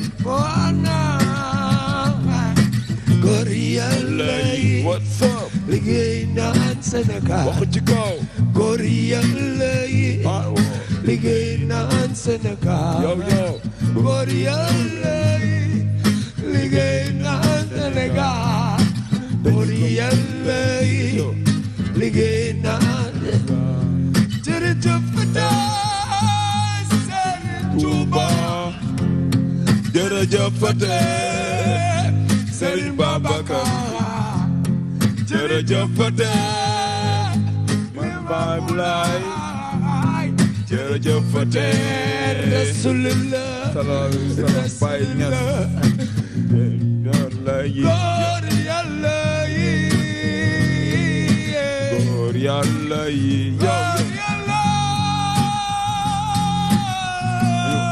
yo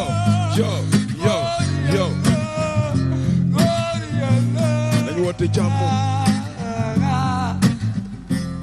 nañu woote jàmm ci bépp tarixa bu gëm sëriñ nag ba fàtte yàlla yàlla mu ñu sàkk allahu rabbi borom kun fayakun ko topp coow juum maa nga ñaan mu teg yoon sata mustaqim gëm naa suma sëriñ du ma digal beneen sëriñ sëriñ yàlla ko màggal kon jox ko akam kon jox ko akam kon jox ko akam kon jox ko akam wana isa góor yàlla yi yes sir góor yàlla yi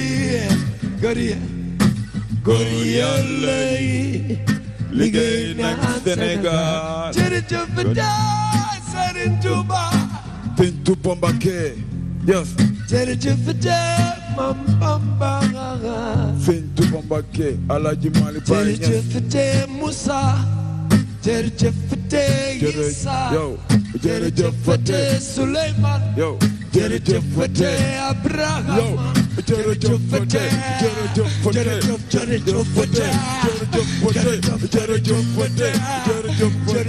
jërëjëf Fataay suñu maam yi baax yi jërëjëf Fataay jërëjëf Fataay jërëjëf Fataay suñu maam yi baax ñoo faar ñoo faar bay faar ñoo faar murid ñoo faar même les xoxono ñoo faar yow ñoo far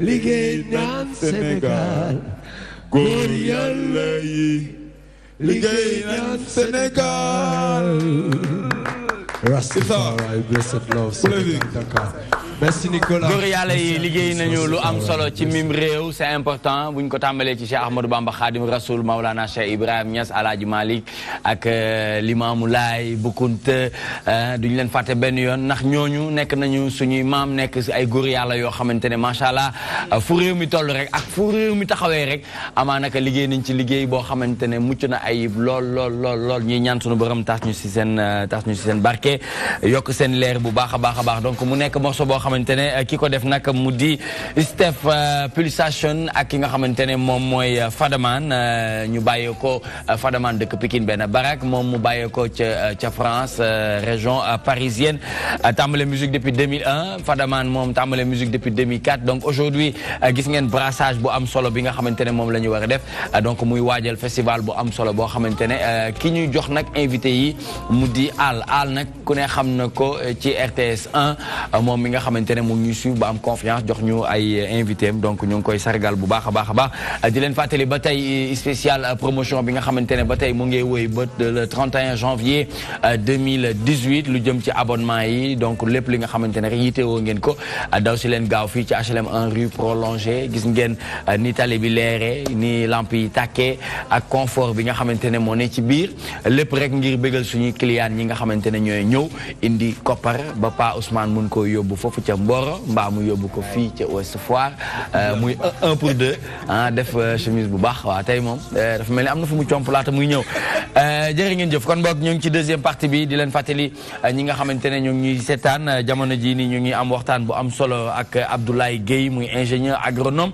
nekk responsable politique ca APR bu Kaolack ma bëggoon muy dellu si ci Kaolack parce que bëggoon naa tey nga wax ñu Kaolack sa fief am na loo fa liggéey et puis éventuellement ñii dañuy wax Mimi ñii di wax kër gi ñu bëggoon xam seen ay relation parce que bu ñu waxee APR moom du ñu wax kër gi déedéet te moom boo waxee APR ci moom mun nga wax kër gi parce que am na lonkaloo ak ñoom rawati ki doole ki nga xamante ne moo nekkoon suñu premier ministre nekkoon ministre de la justice mu di Mimi Touré donc dama bëggoon ñu dellu ci waat tuuti rek ca Kaolack sa fief naka nga def ba liggéey ko ba tey ñu mun la xoolee en tant que responsable politique. Non, Kaolack c'est un travail d'équipe qui est en train d'être fait là-bas. Responsable APR yi bëri nañ fa yàlla def na ni bi ñuy kii ba léegi nii APR moo koy gagné Mimi Touré ñëw na fa pour ñu gën a yokk effectivement ngañaay yeeg loolu lépp. accélérer cadence bi daal. waaw d'ailleurs la cadence elle est accélérée. Actuellement fi mu toll nii vitesse bi ñuy dawee mooy accélération mooy cadence moom déjà accéléré na. am ngeen cadence ba pare. non la cadence elle est là. loolu amul problème. d'accord boo xoolee effectivement les. binaire nga wala ternaire. non ñu ngi ternaire fi mu toll. yaa ngi ternaire d'accord. Maintenant, bon, soo xoolee y a beaucoup de responsables Mimi ñëw na y a un grand masse boo xam ne indi na ko fa uniquement pour ñu jàpp président fal ko rapidement en 2019 nga xam ni ci premier tour lay nekk. ci naka. premier tour rek ñu def ko ñu fal incha allahu rabi président de la république falaat ko jox ko deuxième mandat. Kaolack aussi jiitu ci Mimi Touré aussi apporté ci effectivement li nga xam ni moo ko taxoon ñëw tamit pour gonfler les rangs au niveau de truc. Ce qui est sûr que nag moom sa démarche elle est un peu spéciale ci loolu noonu mooy que politiquement. C'est pourquoi elle est envoyée spéciale. waaw elle est envoyée spéciale. D'ailleurs c'est une chose qu'on n'a jamais entendue dans l'État envoyée spéciale. Son rôle exactement c'est qu'il le définit tout à l'heure loolu dinañ ci dellu si mais ñi des Kaolack ba tey. ses relations ak waa kër gi. non ñooñu moom c'est noonu li ma mën a expliquer peut-être que vous avez touché à une corde très sensible mais ñooñu sama diggante ak ñoom ànd naan ànd tour la quoi. ànd naan ànd tour la. lu tax bu ñu wootee mobilisation duñ la gis y'en a marre quoi je veux dire. bon xam nga nit moom na nga comprendre li la boole ak nit ki man kër gi man ak ñoom c'est pas ay affaire y'en a marre ak yooyu samay rakk lañ loo xam ne nii mën naa ne soo ko jëlee ci wàllu gerte dama naan la kemb ba caaf. kon yoo xam nga Serigne Dramé. non mi ngi France. Serigne Dramé bi may wax mu ngi fi de. ñi ngi samay rakk lañ. juriste la de. ñi samay rakk lañ. On a traversé des moments yoo xam ne nii su ma doon def sama biographie gëm naa ni moitié bi yëpp dañ ciy nekk daal. d'accord. samay rakk la yoo xam ne mënu ma wax effectivement fu ñu toll ci man. loolu nag ak seen engagement. man dama cee bokk ci lu bari. ndax nit boo ànd ak moom ci ba muy gone. am na ci yu bëri yoo xam ne bu ngeen ciy waxtaan tey jii nii man c'est ma fierté su ma gisee caat muy wax. Je suis très fier. Quand je vois Kilifeu, je suis très fier. Quand je vois Gadiaga, je suis très fier. Mais loolu ànd naan ànd tur la li ci am solo mooy tey fii ñu toll nii ak tamit idées yi ñu am taxul sax yàqul dara ci sama engagement politique. ñoom ñi ngi ci li ñu ne man maa ngi ci li ma ne mais li am solo ba am solo mooy am nañu benn régionalisme boo xam ni am nañu benn nationalisme boo xam ni tey. nit ñi dañoo war a jël valoriser loolu.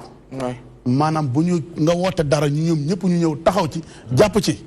man bu jotee incha allahu rabi dinaa leen woote dinañ luñ ci mën a def pour ñu mën ci nekk dinañ ci nekk. d'accord ci liñ nekk nag ñu ngi ci nekk daal. très bien man dama bëgg ñu dellu saa ci Kaolack. parce que Kaolack bari ay leader politique. Mimi Touré bon yónnee nañ ko fu ne nag. yónnee nañ ko Kaolack yónnee nañ ko fi Thiès yónnee nañ ko fi Grand Yoff. ah bon waaw envoyé spécial la quoi. Mimi Touré dëkkal nañ ko fu ne c'est-à-dire dafay mel ni.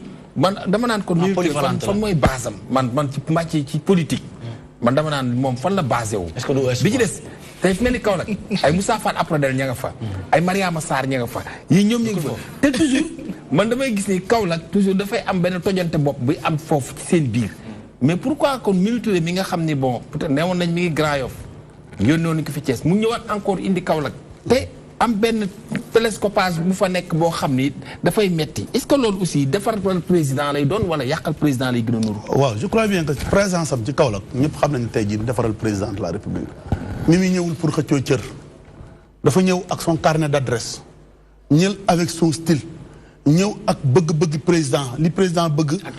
ak expertise am yore tamit ay nit ñoo xam ne nii tey pare nañ pour jël seen i koom ak seen i yenn ñu ñëw dugal ko ci biir Kaolack. d'accord loolu la ñëw teg fa benn équipe boo xam ne nii c'est une équipe travailleuse boo xam ni mi ngi liggéey jour et nuit di dox ci biir nit ñi uniquement pour ñu mën a jël Kaolack changer ko effectivement. ci li nga xam ne nii moom mooy paradigme bi. tey Kaolack soo waxee Kaolack ba ku ci campagne ku ne xam nga ni Kaolack c'est la ville la plus sale de l'Afrique de l'Ouest ku ci xool xam nga ni Kaolack marché Kaolack ba léegi ku ko xool xam ne tey jii nii boo amee vision war nga xam ni c'est un marché sous-régional bu ñu ko war a def parce que Kaolack c'est une ville carrefour. et le port également. non port bi aussi il faut que ñu relancer. mais depuis 5 ans par exemple président Macky Sall lan la ci liggéey. président Macky Sall. oui mais Kaolack y a un maire bu fa nekk. Kaolack tey jii nii loo xam ne nii ñu ngi koy doxal ci wàllu budget mag dara tardé wul xam man lan laa comprendre. dama comprendre peut-être que la municipalité ne travaille pas assez. vous voulez dire Mariama Sarr. non kooku man bon je voulais pas ma tudd ay tur yi. ah non boo nee mairie kay xam nga ni forcément. sama bàyyi man ma wax la non man. non est-ce que Kaolack la est-ce que du APR moo mel. non c'est que yéen vous n'avez comprendre man je ne suis pas adepte de la langue de bois. su ngeen noppee rek man. les gens mairie kay moom la. waaw moom laa la yow man dama def une sortie ne Mariama Sarr c'est du has-been.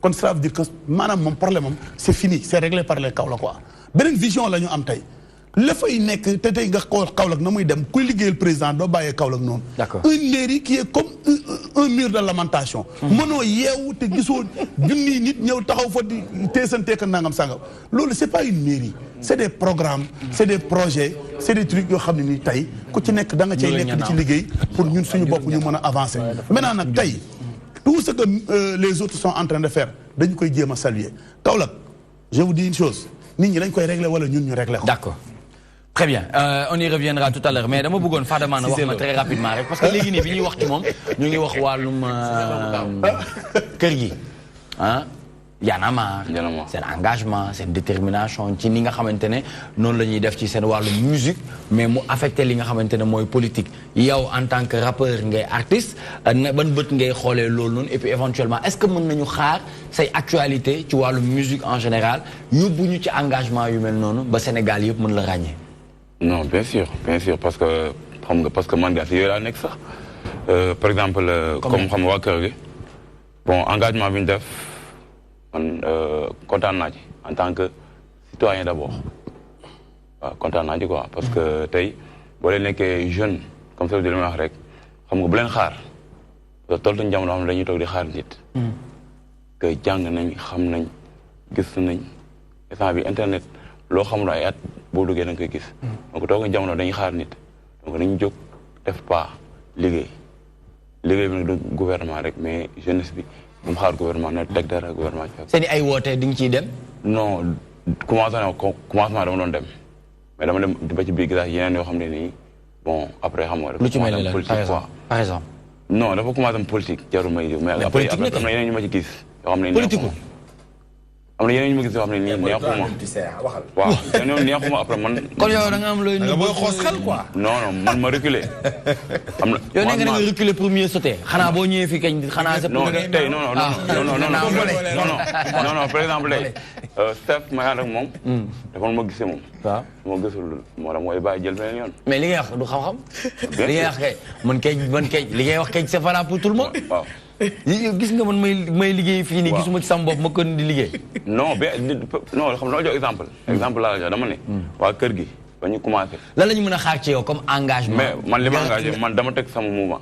da nga teg sa mouvement. pour Union jeunesse africaine. l'intégration de la jeunesse africaine à travers la culture. comment. waaw. am ngeen récépissé. instant yi papier yi. ñu ngi ci papier yi. yaa ngi ci papier yi. bi ngeen ko taxawalee ak léegi ñaataat la. non kiiwul yàggul quoi. ci lan ngeen nar a xeex ci lan ngeen war a yëngu. parce que nous on est des jeunes. ñu ñëw Afrique fa laa commencé léegi. par exemple dama koy wax ma ne ko tey suñu koñ. Pikine benn barak ma dëkk jeunes dañu leen mobiliser wu sensibiliser leen par exemple lampe bu toj ci mbedd. bala mu toj sa koñ mais bul xaar maire. dëgg la dëgg la. bul xaar gouvernement mënul def devant l'État ma sànni xeer mais aussi l'État ñun la parce que lamp toj ci mbedd ay jeunes ngeen am ngeen 100 francs am ngeen 200 mais cotisé leen. yéen jéego ngeen jotagum def yéen jéego ngeen jotagum teg loo xamante ne au moins mën nañu xam ne yéen ñii vous êtes des patriotes. suñu koñ lamp yi toj changé nañ ci. d'accord fi tilim dañuy abo maire bi dam nañ abo bale peel joxuñu li ñu am def nañ ko. comment deuxièmement bu ñu gisee nit comme fa xam suñu koñ am na ay taalibe fa nekk ay taalibe. day ñëw waa ay daara day ñëw di yelwaan. benn jour booy dafa ñëw dugg si di jooy ne ne sëriñam ceeb la ko wax muy ni bu ko la koy loolu. Pikine benn barak la dëkk moom. waaw benn barak du foofu nga dëkk. waaw xoolal ma ànd ak moom ba ci xam nga ba ci sëriñ bi. donc kii la muy jooy parce que nee na da nga ko ne muy ni ceeb bala nga dóor ko après ni mu waxee rek xam naa ne li booy wax dëgg la. comment ma ne ko ok ñun am na affaire bi ñu teg benn moom xam ne dañuy jàppale mooy du na question dañuy am xaalis mais dañuy uti fond. jàppale. comment jàppale xale yi jàppale boo xam ne nii aussi avancement Sénégal avancement Afrique. lan mooy jafe-jafe bu Pikine benn barak ci jamono yi nii. Pikine benn barak. premièrement soo wàccee si station bi. xam nga nag pour nga dem fa sax problème parce que amul tali. amul tali. la tali rang bu cher. lumière amul boobu kenn bëggu fa dëkk sax. ndax dafa sori amul sécurité. bu timis jotee moom kenn du amul sécurité dafa salté. d'accord donc ñun suñu moment bi instant yi am nañ CSP yoo xam ne nii ñu ngi intégré parce que bi ñuy def conseil bi la moom ñi nga xam ne jóge nañ Guinée ñu jóge Congo ñu jóge parce que comme li sawaay doon wax léegi ne ñun balaa dara CFA bi dañ ko war a bàyyi mais comment ñu bëgg a avancer Afrique suñu président ne le CFA c'est un bon moyen à garder. D'accord. Très bien, merci beaucoup Fadaman. Dinañ ci dellu ci waat léegi nii inchallah 2004 la def li nga xamante ne moom mooy carrière musicale am ñu ànd ak doomu ndeyam mu di Steph Pulsation mi démarré carrière am en 2001. Donc aujourd'hui la dernière question Pape Ousmane à l'endroit de monsieur Abdoulaye Gueye. Bon, la dernière question mooy front yi ñëpp njatt président Macky Sall tey réellement soo amoon ci loo koy conseil pour mu taxaw ci pour que li ngeen bëgg 2019 ngeen mun ko am mooy ñaareelu mandat mu mun ko yomb. maa ngi dend ak Sall Bigué déedéet daf may. si c'est loo bu ndaw.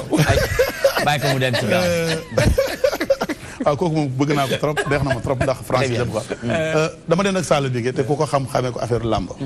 benn moo laa leen di bàyyee. gis nga 2019 incha allahu rabbi. xam nga prix dip. xam nga prix dip. ah bon loolu dañu naan par nga ne tël nga ne topp ak bi ne prix rek am pu daan. waaw mun na doon coup mun na doon riñaan mun na doon faqat. waaw moo prix dip jël daal dina am. maanaam gis nga candidat yëpp. non maanaam Macky Sall ak yeneen candidat yi. jàpp ko fii incha allahu rabbi prix dip lay doon. waaye Sall it am na lu mu wax de. nee na boo géntee for 10 000. na nga ci jënd café. waaw jënd ci li nga soxla yëpp balaa ngaa yeewu. jënd ci dibi. jënd ci dibi. may ci Pape Ousmane. xam nga différence bi fan la toll. xam nga différence bi fan la toll. maanaam nous ne sommes pas dans un rêve. gis nga l'émergence. ayca ñu tënk bi nga xam ne nii Macky Sall daf koy théoriser. le plan Sénégal émergent bi nga xam ne Macky Sall nga koy théoriser. nit ñi di ci dox. ñi koy liggéey c'est une réalité. Partez ici à Diamniadio. Vous verrez que c'est une nouvelle ville qui est là. D'accord. Demal au niveau de l'agriculture. Il y a la nit ñi dañuy produire à gogo. D'accord. Nit ñi dañuy ñëw teg effectivement tous les intrants le matériel agricole programme ñi tax ay padayeer ak ñeneen ñu teg ko fi président di jàppale ci béykat yi ñu di ko dox. ñëwal fii boo ñëwee à Dakar. nga fekk effectivement que beaucoup de quartiers sont réaménagés am na ci lu bëri loo xam ne def nañ ko dans la sécurité ak yeneen. nga jóg nga dugg ci àll bi. et ce qui est très dommage dafa am dëkk yoo xam ne nii maa ngi leen ko doon expliquer boo fa ëmbee. bu nawet bi jotee boo deful ndànk boo moytu la lay dal du la neex dañ lay teel a jëlee. génne la foofu noonu nga door a ñëw. très bien soo ko deful. jërëjëf ni kii la léegi nag tey jii nii. yooyu yëpp dans le ay programme yoo xam ne ay. PUDC ak nangam sangam. yooyu yëpp def nañ fa ay pistes. désenclavé ko def ay pistes de jërëjëf monsieur Abdoulaye Gueye ingénieur agronome et responsable politique APR ca Kaolack ñu doon waxtaanee réchauffement front social et politique le Macky encerclé le mot de la fin. Eh bien, on se donne rendez-vous dans un an Non, au mois de mars. On revient pour un gros... non lañ ko jaayé amna yo xamantene digitalement lañ ko jaayé ça a été produit par LMP et puis éventuellement distribué par Inwin vidéo avec Fata si kanam dinañ ko découvrir bien sûr parce que plus de 18 ans d'expérience il est parmi nous ce soir pour nous faire parler bien sûr de ses albums tels que Steph et Konga composé de 13 titres hip-hop rap loolu lañ ci doon fekk et de la deuxième album on se souvient la vraie révolution composée de 15 titres donc Steph Pulsation, venez nous rejoindre sur ce plateau qui est le plateau incontournable qui se déroule du lundi au vendredi de 17h à 19h et comme vous le savez, plus loin, plus haut, plus fort. Le meilleur reste à venir. Tout à l'heure, bien sûr, on aura Mohamed Thiam pour l'actualité de l'internet, Pape Ousmane Cissé et sans oublier Aladji Sall Bigué Ndiaye mi nga xamantene bëss bu jot mu magalé ñu plateau bi waye ci bëss bi ñu am gan bu mucc ay bi nga xamantene mu ngi wuyo ci monsieur Abdoulaye Gueye nak di ingénieur agronome et responsable politique APR ca Kaolack ñu nar a waxtaanee lu jëm ci front social et politique s'accentue test grandeur nature pour le président Macky Sall réchauffement front social et politique le Macky encerclé donc yooyu yëpp war nañ ci waxtaan inchallah mais di leen signaler aussi on est en présence de Mamadou Lamine Diouf bàyyee ko foofu ca Pikine benn barak ñu gën ko xamee ci Fadaman moom tamit muy def jéego yu am solo di def rap reggae ak acoustique 2004 ba tey mën nañ ko ràññee bu baax ci li nga xamantene moom mooy paysage musical africain donc c'est important pour ñu mën a waxtaanee yu bëri li nga xamantene dina soxal bien sûr la culture africaine parce que moom c'est un Sénégalais lui c'est un Français avec un album qu'on peut appeler Stronger composé de 12 titres. C'est ça? C'est ça. Ça se passe? Super. C'est pour une première au Sénégal? C'est la première fois au Sénégal, wow. Donc merci beaucoup de votre accueil et merci de m'avoir invité dans l'émission, c'est un vrai bonheur pour moi. C'est un album de 12 titres avec, comme tu l'as si bien dit, avec Fata et Meta, qui sont deux Sénégalais bien en plus. Bien sûr, qui font la fierté. Hein. Ouais, vraiment. Et ouais, moi j'aime beaucoup en tant qu'artiste, c'est des artistes que j'aime beaucoup. Et puis... Qu'est-ce qui vous amène au Sénégal? C'est grâce à Fadaman qui m'a invité à venir pour son festival, pour l'Union Jeunesse Africaine. Donc c'était une cause qui me portait vraiment à cœur et que j'avais envie de défendre parce que ça réunit pas seulement le Sénégal, mais